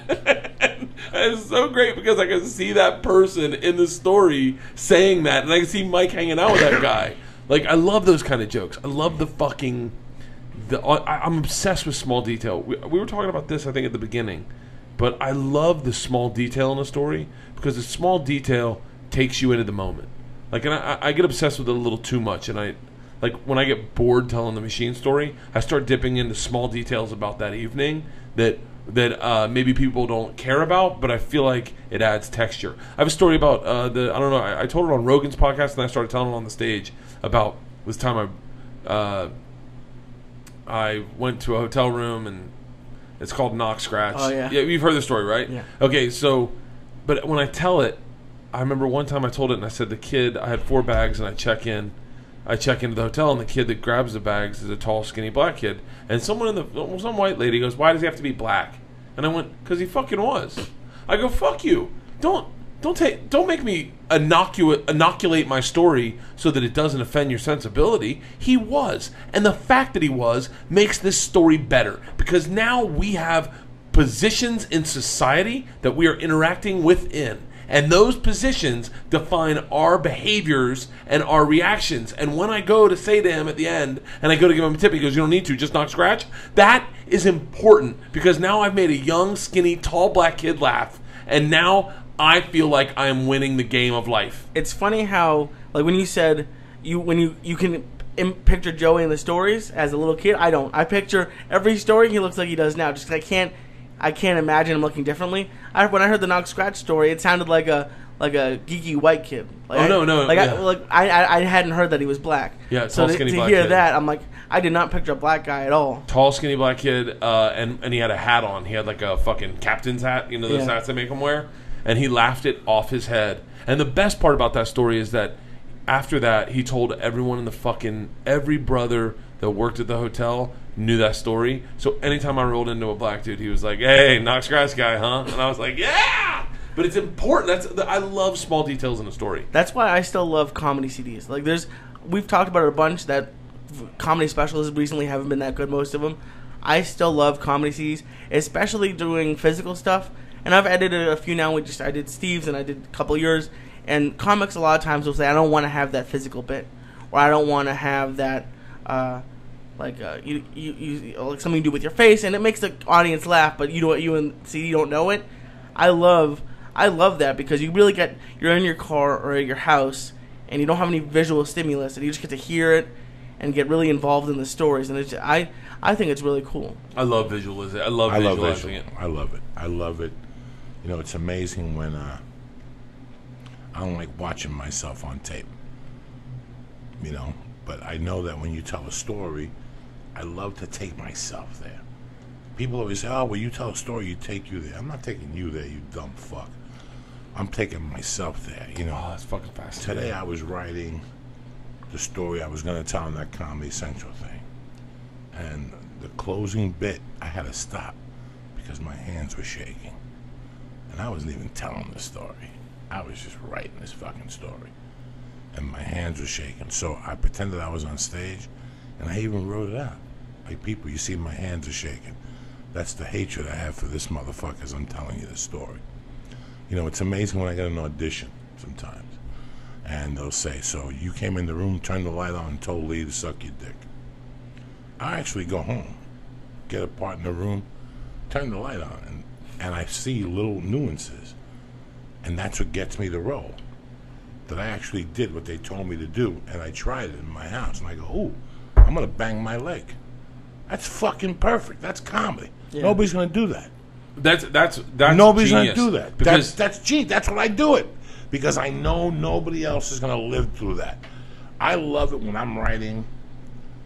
You know, I tend to write a book, and I'm trying to write a fucking. And when I write this shit, I go to write comedy. I have 2 notebooks out. Sometimes I cry. I gotta get myself. I stop. I take myself there. When I'm on stage and I'm laughing, you're dead. You're dead. That means I'm gonna fucking kill you, because I'm there. yeah, I'm feeling that fucking joke. I love when I tell a joke that I wrote and it wasn't funny, and when it comes out of my mouth on stage, it's real fucking funny, and I crack myself up. Is that why, like, sometimes on stage, like the Lucy Snowbird story, like there's no, you could just say Lucy, or like, do you kind of say the names sometimes just to get yourself into it to work? Because you were somewhere the other night, and you said a name like, "Oh, we want to pick this guy up," and the audience doesn't know who that is, so you could leave it out. But like, is it to get you into it a little bit? To get me into it, and to get the audience to visualize. What does, you know, what Nick Turturro, what Nicky Eyes is to me, Nicky Eyes might not be to him. Who was I? Was I telling you that day? Oh, I sent the tape to somebody, and I was telling the story that it was with you. When we robbed the liquor store, when we robbed the jewelry store, Stinky. Oh, yeah. When I said Stinky, how much did you laugh? Yeah. Just by a person's name. Because if I take you into that room and Bert into that room and go, when Joey was telling the story, describe Stinky to me. Well, Joey didn't describe it. Forget Joey. You describe. From you hanging out with Joey, what would Stinky look like? I love a good name. You cannot change someone's name in a story. No. I don't believe you can, because that person's name is real to you. Like, I used to tell a story about taking acid and going to Disneyland with my buddy Hutch. You know what really, and I never fucking talk about this, but you know what really pissed me off about the fucking, I never talk about this, but you know what really pissed me off about the Van Wilder thing? I don't give a fuck about them doing whatever they wanted to do. But they used my buddy Hutch's name. They kept his name in the movie because he was my friend, and it's a good name. And if you don't have the real story, then you don't have it, and you're going to use that good name that you've heard. That's what a lot of, like, some writers do. And look, I have no, I don't have any gripes. But what bothered me was that when I told that story about me and Hutch, and if people did the connective tissue and knew that Hutch in that movie was derivative of my Hutch in my real life, then they pictured him as a black dude, which is so not fair, because Hutch is the goofiest fucking white guy in the world, and but I can't change his name because he's real in my story. You know, my buddy Harper, I love that name because that's who he is. It's a white guy from the South named Harper. You have that, you know, that kind of guy, and the fact that he misspelled it and spelled it Happer with 2 P's, like, you go, oh, he's a fucking moron, but he is a privileged moron. Like, I love reality. I love the small details. I love keeping names. That's why I agree with you. They wanted me to change the name of my, in Ari's thing, they wanted me to change the name of my director, Tim Scott. He's a real guy. He now runs fucking Fremantle in Indonesia. He's a real fucking guy. I had him on my podcast. But I can't change his name because he's Tim Scott. He's a real fucking guy. He was there. It's I don't know. Same thing with the Mistress Isabella, the girl that dominatrix. I told the story on Rogan's podcast about when I went to a dominatrix for Hurt Bert, and I used her name. I wish I hadn't a little bit because she was. I don't know. I just hadn't planned on it. Well, didn't you have? I forget what episode it was, but you mentioned the girl's name in the book, and that hurt you a little bit. That was a big mistake. I kept everyone's name into my book, and I did not plan on. I didn't realize that it would be I didn't realize it would be in Barnes and Nobles. Like I didn't realize that people would read it, and so she got really upset. Jenny Powers. Are you keeping names in your book? Like I said, first names because you have to, you have to give the person that's what you should do to get rid of. I put fucking first and last names. No. Like it was a big fucking mistake. No. A big fucking mistake. Like I told people 1,000 times, I have 800 stories, but I can only tell 200 because you have to mention names. Half these people have kids. I talked to a friend of mine when I went to Jersey, and he pulled me over and he hugged me and he goes, "None of our stories on that fucking radio show." And he just kept, and I knew he was going to say that to me. There's some people just don't want, and I would never. I know who I could say something about, and I know who fucking can. I'm going to get in trouble eventually one day. Look, I'm going to have to apologize. When you're Joey Diaz and you are entertaining people based on a life filled with what could be questionable decisions. That is a road least traveled.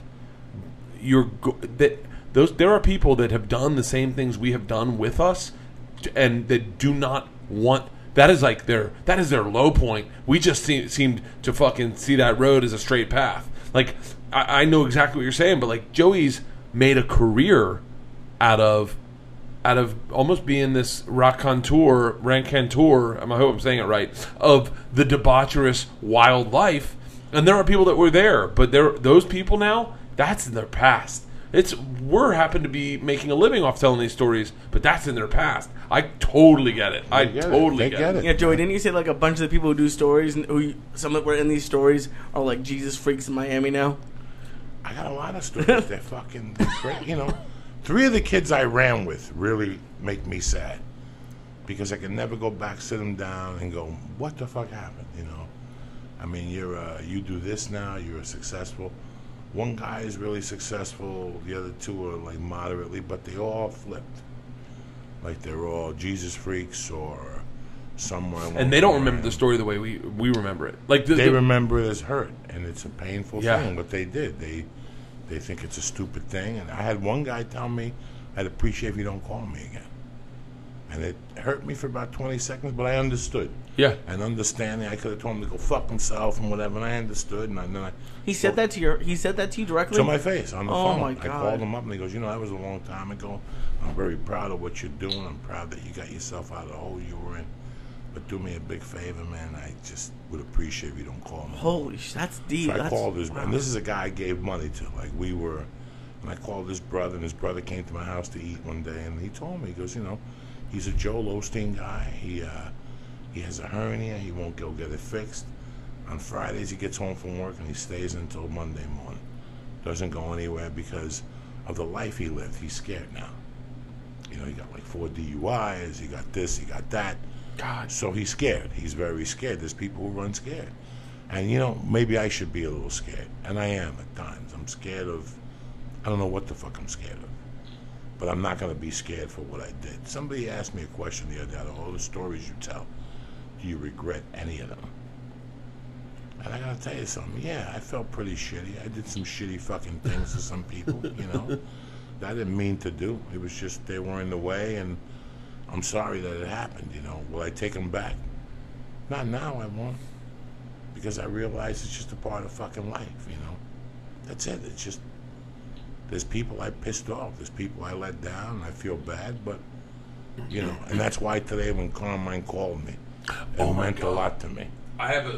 It meant that much to me because he saw me when I was that kid. So he saw me when I went bad, And now he's showing me that I'm back again as a human being. I'm a productive member, you know. So, what's up, Tarzan? So, when you told that Carmine story, I thought of this. So, probably 8 years ago, I'm making no money on the road. I'm not on TV. I'd done one fucking thing. It was the History of the Joke on History Channel. It was me, George Carlin, Robin Williams, the biggest names in comedy, but I was represented by the people producing it, so I was in it also. That's the only reason I was in the fucking thing. I didn't even tell a joke, I don't think, but I was in it. So I'm sitting with my wife on the couch with our 2 kids. I'm making $750 probably a week, maybe $1,200 a week. I'm making no fucking money. I'm broke. My wife. The only reason we have this apartment is because my wife is the landlord of the building, so we're getting free rent. And my phone rings, and it's Orlando. It's the Orlando area code. I go, that's so funny. I only know a couple people in Orlando still. So I answer it, and it's this guy goes, Bert Kreischer? This is Larry Meddock. Larry Meddock was the father of a girl, Kristen Meddock, that I dated. And I infamously, I've told this story before, but I pissed on their dining room table over Thanksgiving one night, hammered. Like, I got fucked up and then came back to their house, woke up in the middle of the night, pissed on their dining room table. He saw it. I fucking passed out in the piss. They put me in bed and I denied it, and fucking, he calls me and I'm like, holy shit. And he's like, they thought I was a fucking loser. He goes, sitting here with Jan, his wife, and he goes, and I just want to tell you, we were wrong about you. Like, what? Oh, by the way, I'm fucking broke. I have a drinking problem. I have 2 kids I can't afford. And he was like, well, we're watching History Channel, and here you are, right after George Carlin and right before Robin Williams, and you have made it. You're a dashing success, and we just want to apologize for misjudging you and judging a book by its cover. You are a talent, and we're so proud of you. We understand you have kids now. And I'm like, yeah. He's like, well, great. Well, Jan wants to stop on the phone, and her mom, who hated my guts, was like, we were so wrong about you, and then hung up. And I was like, motherfucker. I was like, what was that about? But it was like one of those phone calls that you look back and you're like, I don't know what I did. But I did one fucking thing, History of the Joke, and they thought I was a gold mine. You are a fucking gold mine. Let me do a couple of shout outs here. How you doing, Lee? You ready for another one? It just started to hit me. No, it didn't hit me. It did too. Pablo Paxton, whatever your fucking name is, I love you. Dave Fennell, stay black. Fernando Sotelo, you bad motherfucker. Chris Cruz, I love you. Luciano Soprano, you bad motherfucker. Orman Davis. I don't know what the fuck this is. Jaime Hernandez. Your writing always gets worse by the bottom of the list. Cappuccino and Heidi Gelders Young. I love you, dirty bitch, down in Phoenix. Little comedian girl. I'm going to be at the Brea Improv September 18th to the 20th. And at Gotham's Comedy Club in New York City, September 26th and 27th at 11 o'clock at night. Tickets are going fast. Don't fuck around. What the fuck, Lee? You ready to kill half of this again? No, Let's go deep. No. Yeah, nothing's going to happen. Yes. How many points you got left? How many calories? I got a little bit. I think I have like 600 calories. What the fucking get a sandwich left? How many points you got left? Look at you. No, I do. I do my Fitness Pal. I know you do the Fitbit. I do the Fitbit, and I do Just Lose It. Oh, is that just you put your food in? Yeah. It helps. It does help when you're accountable for your food. Yeah, because I don't count. I used to not count things like a beer. I'm like, I'm not gonna put a beer in there. You put a beer in, you're like, well, I can only have 2 more. Yeah, it's fucking scary when you don't count for your shit. We had a good conversation when this was. We were just talking about death and how you feel. You're doing the life insurance tomorrow. That's why you didn't eat one of the edibles and stuff. Do you think about death a lot? All the time. I'll think about it tonight. Especially when I'm not drinking. It's not as bad when I'm not drinking, but if I'm drinking, when I wake up in the morning, I think I'm not living right. I'm living hard, and I'm 41, and this is going to turn on me, and I need to clean it up. But when I'm not drinking, then I wake up and I go, oh, death is real also for people who don't drink. Like, and then I can't go back to bed. Like last night, I woke up at 2. I woke up at 1 o'clock in the morning and just stayed up until 4, and then just sitting in a dark room out, like not making a noise in my house, just sitting there thinking about life, going, fuck. Like I'll leave for a month, I come back for probably a week, head out again. You're like, it's I think it beats you up if you think about it too much, but I think about death you know a what? lot. It really doesn't beat you up. It really doesn't beat us up. At the end of the weekend, you're like, that wasn't that fucking bad. Yeah. And you go home and you refuel, and I think about death a lot. I think about what my mom felt like when she died and what my dad felt like. I think about the friends that died. You know, I think about, like, I always look at them every morning. Like, I have, like, 4 friends that died young. You know, one of them is Anthony Balzano. I have his 8th grade picture. Another one is Dominic Speciale. He died when I was a sophomore. Another one is Darren Rago. He died in 99. And I think about what they're not doing. You know, and how lucky. That's what motivates me every morning. I go, you know what? They're dead. I guarantee if I could open up the casket and go, let me ask you something. If I gave you 24 hours, would you watch ESPN again? And watch what he'll say, fuck, no. Okay, then. Just to see what a dead person would say. Has been dead for a year. Yeah. What were the things you wouldn't do? I wouldn't do this anymore. I'd get up and get the fuck out of the house. I'd appreciate the sun, you know.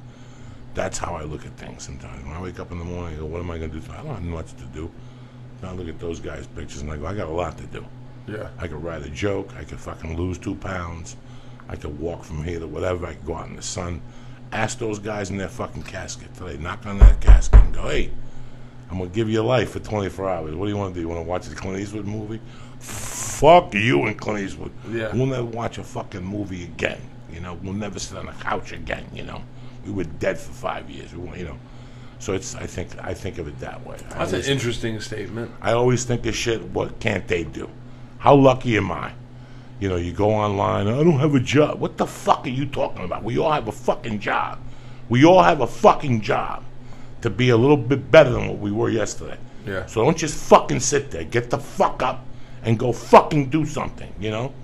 You know, oh, I'm gonna go to Tuesday night because you can't miss that movie at the Beverly. Really? Let me grab you by your fucking throat. You can't miss Galaxy or stand online for an iPhone. See if you die for fucking 5 years. If you waste a fucking night at a fucking movie premiere. I want to go see Spider-Man 8 on the big screen. I'm going to wait all night with these other jerk-offs in fucking tents. Or whatever the fuck society's doing now. See if you would, you know? See if you fucking really would.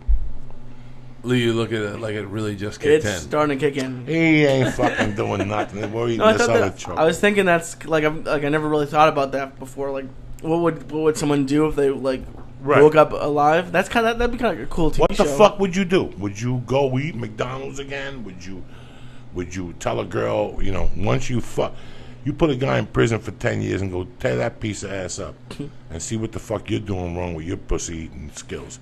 Watch if he won't take a fart to the face, let a black chick fart in his mouth and shit in his mouth. When you've been dead, take some guy who hasn't gotten pussy and give him a piece of pussy and go, I'm going to give you $100 to watch. See how he tears up. Give him some guy without arms. See if he doesn't eat that ass. And he eats that fucking ass and sticks his face in that fucking muffler and snips it. These are the things that get me fucking going in the morning, you know, like when you... Now I don't want to go to this workout class in the morning. I want to go to the beach and move stones or something. Like I want to live. Like I want to get a paddleboard and go paddleboard for the day. Learn something, you know?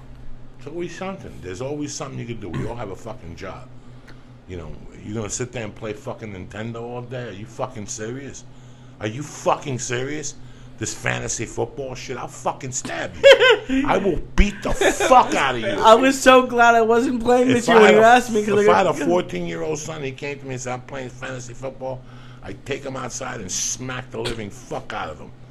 The fuck is wrong with you? We don't live in fantasy. This ain't Peter Pan, bitch. They have This real is football. life. There's black people out there, there's Chinese people out there, they're going to eat your fucking lunch every fucking day. You're walking around, hey, look at me with a fucking new iPad. Oh, I'm on Facebook, yeah? Some fucking black kid is out there, don't have fucking Facebook. He got one sneaker that's his and one that's his fucking cousin's. And he hasn't eaten in 3 days. But meanwhile, you're talking about whatever stupidity you're fucking talking about. Oh, Avatar was a great film. Really? I'll fucking kill you, you fucking sack of shit. You sack of shit. Dummies. I'm going to wait online because this iPod... Yeah, all right, good. What happened to fucking the pro... What happened to fucking Operation Corporation?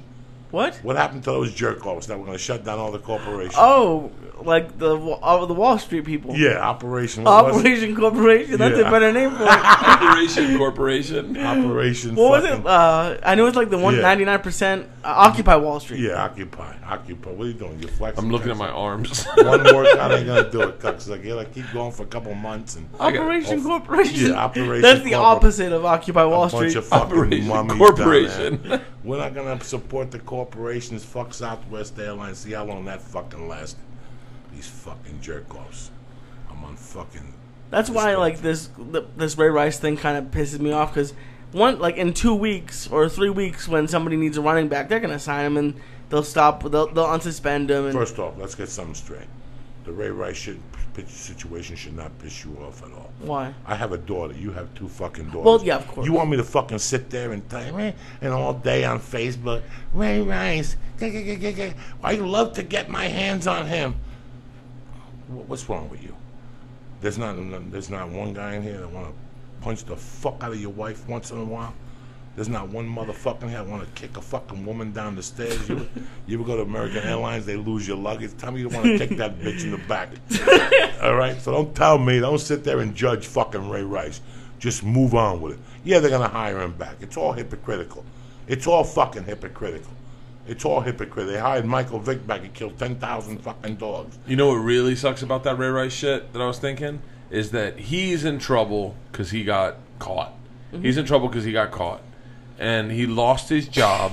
And I guarantee you his wife, and I know that this is the wrong line of thinking, but I guarantee you some part of this his wife feels like some sort of guilt.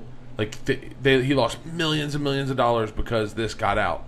What's going to happen now is someone's going to fucking beat their wife and go, if you talk, someone in the NFL is going to hit their wife and go, you better not say a fucking word if you like this house and if you like this fucking lifestyle, because this lifestyle is provided by me. They really kind of fucked the whole thing up by like, and it's like one of the things that pissed me off is like Roger Goodell, she was knocked unconscious.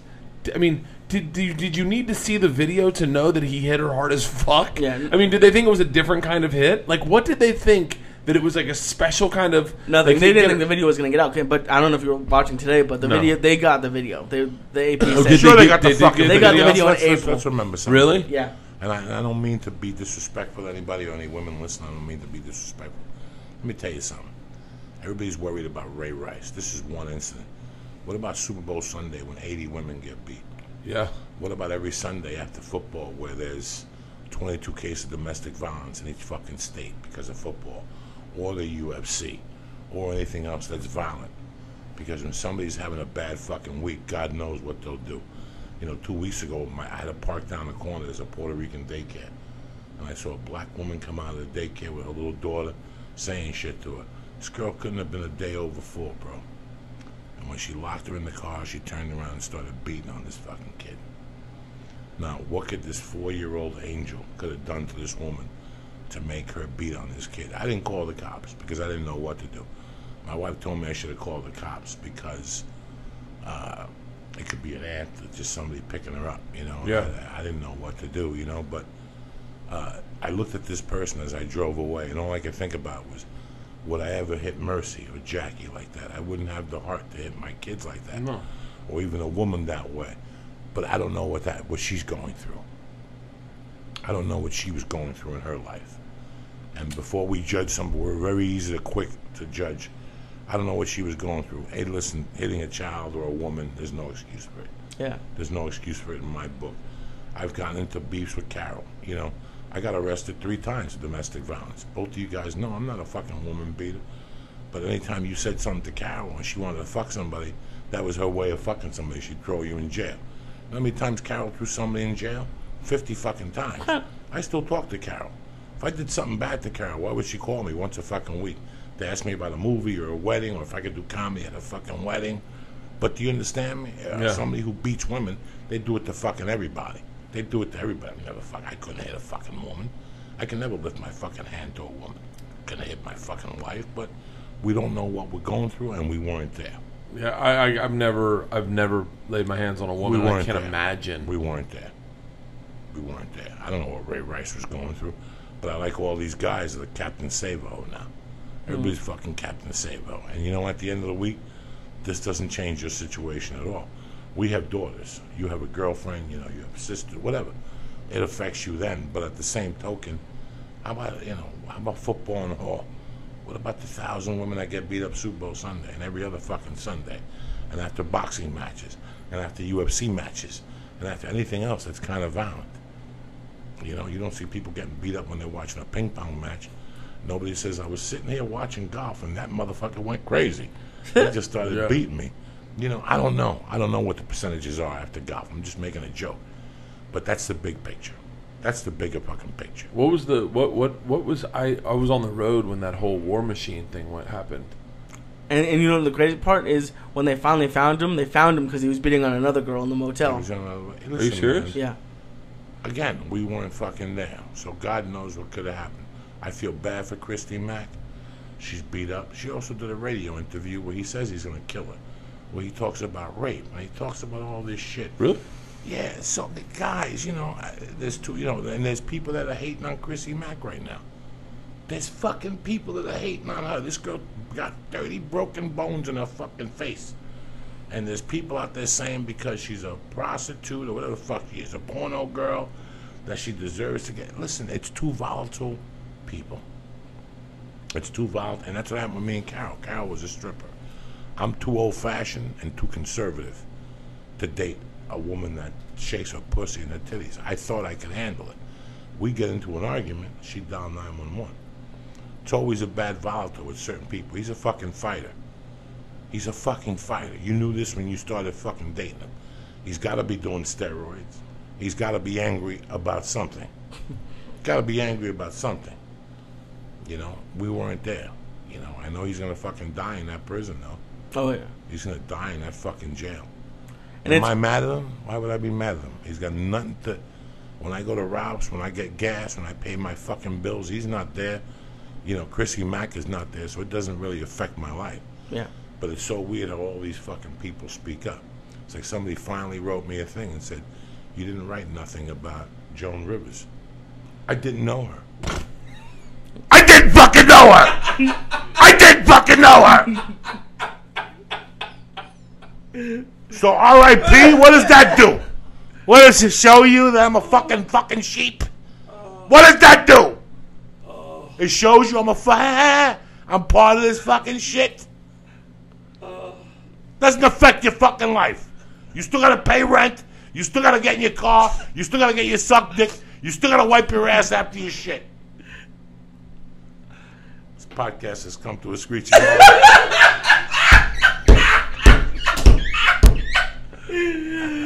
All these jerks. Oh, Robin. You didn't know. Shut up. I'm so high I got worried that I was the one that asked. I was like, did I ask you? Who gives a fuck? Who gives a fuck? Robin. Robin was your fucking friend.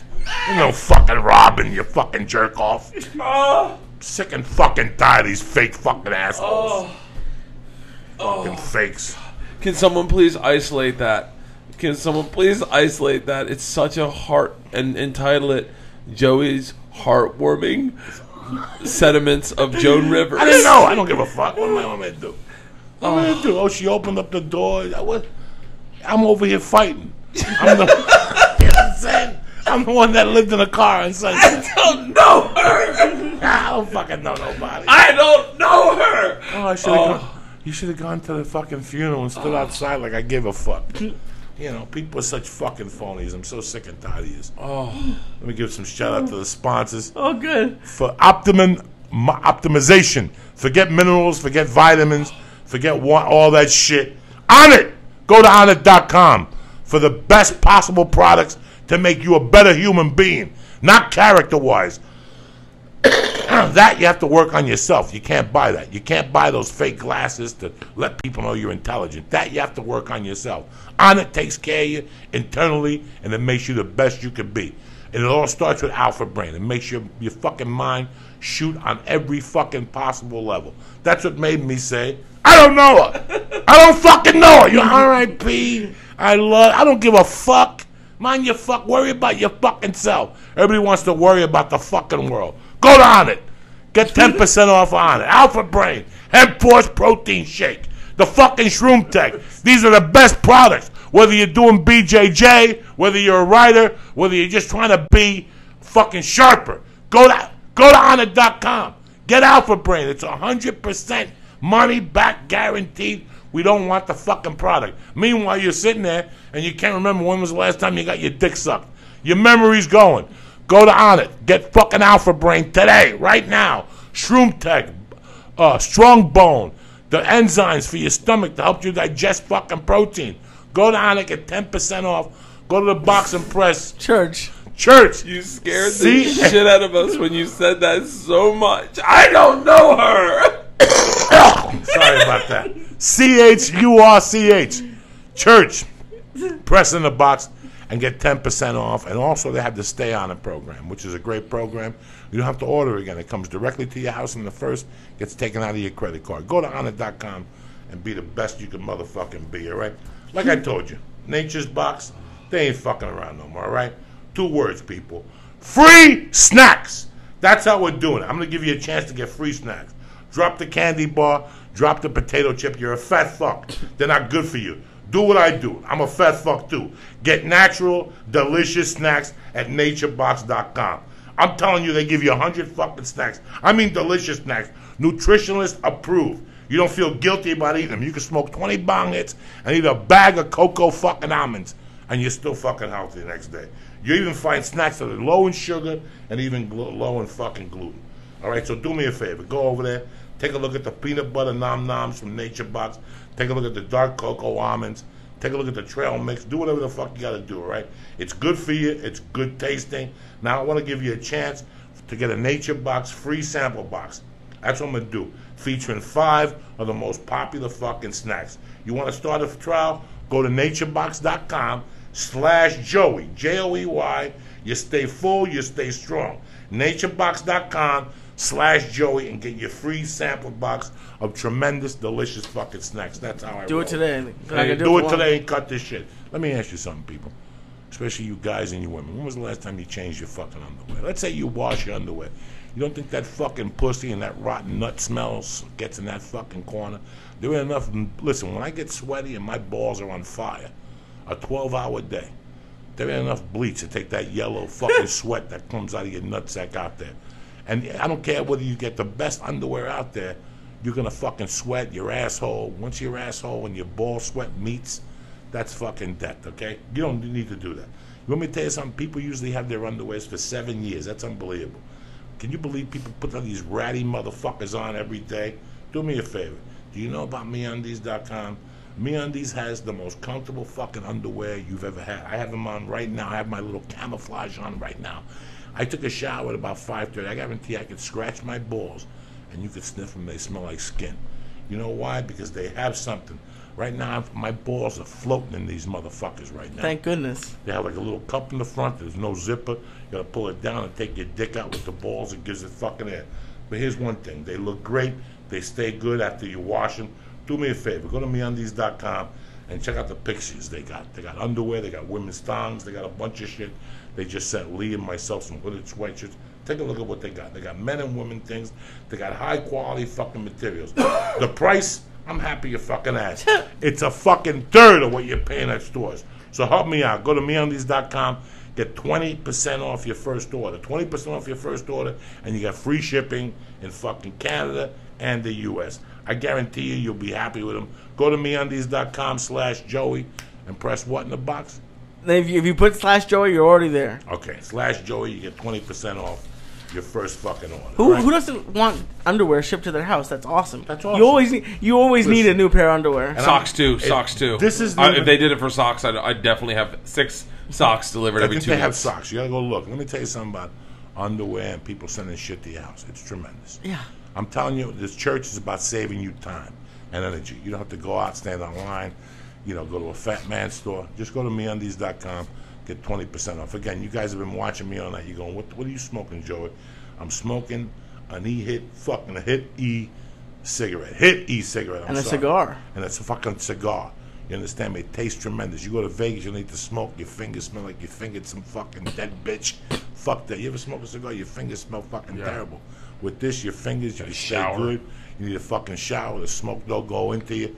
and you're fucking smoking vapor, which is healthy for you. One thing about HitE6.com is they last long. Guaranteed 1,200 puffs per fucking thing. If you get one of these cigarettes at a fucking 7-Eleven, you get them for fucking like 16, 17 puffs. They have 0, 8, 16, and 24 milligram cigarettes if you want to quit smoking cigarettes. Yeah, I like the nicotine-free one because you get the taste. This is a great product. It's in my fucking bag. I like smoking a cigar on TV. Go to HitE6.com and get how much off your first order? 20%. 20% off when you say what? Joey's Church. Joey's fucking Church. Get 20% off Joey's Church when you get one of these cigars. Whether you get the cigars, the no nicotine cigarette, or the other cigarettes they got. You're not going to go wrong. 1,200 fucking puffs for fucking $16. Trust me right now. Go to HitE6.com and press what? Joey's Church. Oh, shit! In the box. Get 20 fucking % off. That's how he rolled. Also, a shout out to what Nailed It Life. Nailed It Life. They were at the tapings last night. I sat right next to him. And they told you to wait, that they had something for me, and you fucking left, cocksucker. No. They told me. Yes, they said you were too busy. Yeah, and I had to leave before the last one was over. So they had something for you. Next time somebody tells you they have something, you sit there and you fucking wait. They had peanut butter brittle and gummy bears. They gave me a piece of peanut butter. Where is it? It's at home. So why don't you bring it here tonight? Because I know you'd make me eat it. You're not going to eat it because I'm going to save it for fucking when the devil makes a comeback. You know? Yeah, you still got that gummy and a half at your house. If a devil makes a comeback, you're going to want a Los Gummies Hermanos. Fuck up. I'm gonna get my own tonight. Ari's going to bring it down to the fucking store. Go to... Go to naileditlife.com. Naileditlife.com. They got the best vapor pen on the fucking market. It's $50 with our discount. You get it for $40 mailed right to your house. Go to naileditlife.com. Naileditlife.com. They and don't use fuck code around. Joey Diaz, no spaces. David and my man do a great job. What they do, they got T-shirts on. They got whatever you fucking need. All right. And if you're What's up, though? For those you, I know, I gotta go to bed. Where you going? I got a fucking early workout class Jesus tomorrow, Joey. Christ. CT scan. Hey, for those of you, Why you wear me out? for whoever, Last time you came, you're on a cleanse. You're drinking water with garlic in it. Every time you come with something.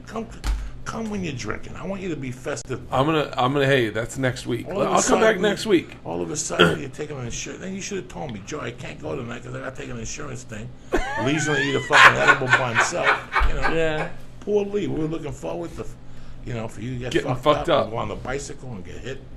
You know? Oh, I told him when I started working out that I was gonna get a bike, and he said no. And then he called me back like 20 minutes later. He's like, "Let me explain myself. These idiots around here. Let me explain myself. These idiots can't drive normally. Now you're gonna bike, you're gonna get fucking hit, and then we can't do the podcast. I'm gonna be at the hospital.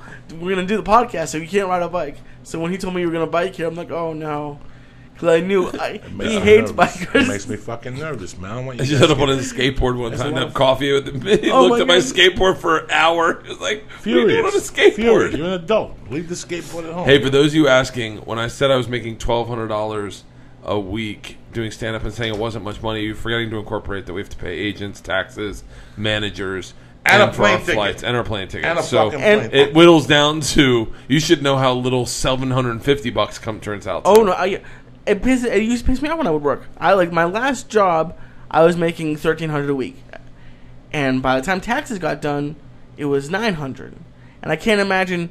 That was just enough to pay my bills. I can't imagine having a wife and 2 kids. Well, and then agents and managers. You're talking about 35% right off the top. Right off the top, it's gone. Yeah. And then you're talking about another 50% or 30% for taxes, whatever, whatever. Are you going to the store now? Yeah, I'm gonna go down there, and fuck around, and do my spot and bomb. But I'm getting stronger every day. Fuck, I don't give a fuck, bro. Are you around next week? Last night, he was amazing. Are you around next week? Yeah. Let's do my house. I'll do over your house. Whatever Nice. you want. We'll bring the flying Jew. He has to eat a so whole high. fucking edible. Well, we gotta eat this one tonight. No. I want to see you guys kill it. No, why would he do that? Look at how fucking lucid Joey is. Look at me. Yeah, well, that's Joey. Let's eat another one. No, Out of no. respect Let's for finish the church it. members. Why don't you finish it? Because he's got the fucking... I got the fucking CT scan and the go. fucking life This insurance. is bullshit. Let's go for No, I can't. I can't have any more of that. Guys, You go home. You go home. That's it. It's Go not home. the fact that I'm going. No. What's the matter? No, That's what? so. I'm so good. Let's I'm do already another, so let's high. do another half, and all you've done is one. You did one whole one. I did fucking No. 1.5, 2. You gonna leave me like this? What are you scared I'm gonna leave you like that. I need for you to go. Dude, because I'm already too high. So what? I need for you to go into that Michael Jackson zone. You know what I'm saying? And die? You can't die from it. You can't die from it. The only way weed can kill you is if it's shot out of a cannonball. Let's Out of a smoke this. cannon. Let's smoke this. I'll smoke. I'll smoke. This smells fucking delicious. Private Reserve. Private Reserve. Fucking Sunset. They're good. They're good, dog. There's some good fucking... That place in San Diego that sent us weed with Jessica. Oh, nice. That Alpha Point that had some prior reserve. They were good, too. They got some good weed out there. Let's kill this out of respect. Out of respect. We're going to kill the devil. Let's kill it. You can go right home. Jews don't believe in the devil. Yes, they do. They are the devil. You fucking Jew cocksucker. I love you. Bert Kreischer, thank you very much for coming on to church. I love you guys with all my heart. Have a great weekend. We will be back Monday night or whatever. We don't fucking know yet till next week. Who gives a fuck? Have a great weekend. Stay black. Tomorrow's a tough day for our country. Today's a tough day for our country. It is what it is. We're America, bitches. As a matter of fact, the national anthem. Oh, boy. Let's go. We're going to open up with the national anthem today. Let's do Public this. domain. And no faggy fucking harps and people singing. No, I got it saved. Yeah, I want the good fucking national And not Neil Diamond. Are you ready? Let's do this. It's September 11th, people. It's September 11th. I know 10, 12 years ago we had disaster and these fucking momos were walking around. What are we going to do? Terrorists. The only fucking terrorist is the fear you have of yourself. We're fucking Americans. You take that plane that hit the World Trade Centers and you stick that up somebody's fucking asshole. We're Americans, bitch. Don't you ever fucking forget that. That means we do what the fuck we want to do. We're Americans. Fuck ISIS. Fuck terrorists. Fuck turbans. Fuck everybody. I hate all you motherfuckers. We're fucking Americans. That means nobody fucking stops us. We want our dick sucked. We get our dick sucked. That's what an American does. Ask the fucking pilgrims. Fuck 9/11. Fuck 9/11. It'll never happen again. We're America. You don't ever have to be afraid again. Fuck Obama. Fuck them all. We're Americans, you son of a bitch. Grab your guns. Go shoot somebody. And you don't know Joan Rivers? Fuck Joan Rivers. I don't know Joan Rivers. Fucking Joan Rivers. I don't give a fuck. Oh. God, Joey. Fuck Joan Rivers. I don't know her. I don't know her. Wait, are we done? We're done. Oh, okay. It's over. Oh my goodness. God damn it. Oh my god, okay. This show is sponsored by NatureBox. Sponsored by NatureBox.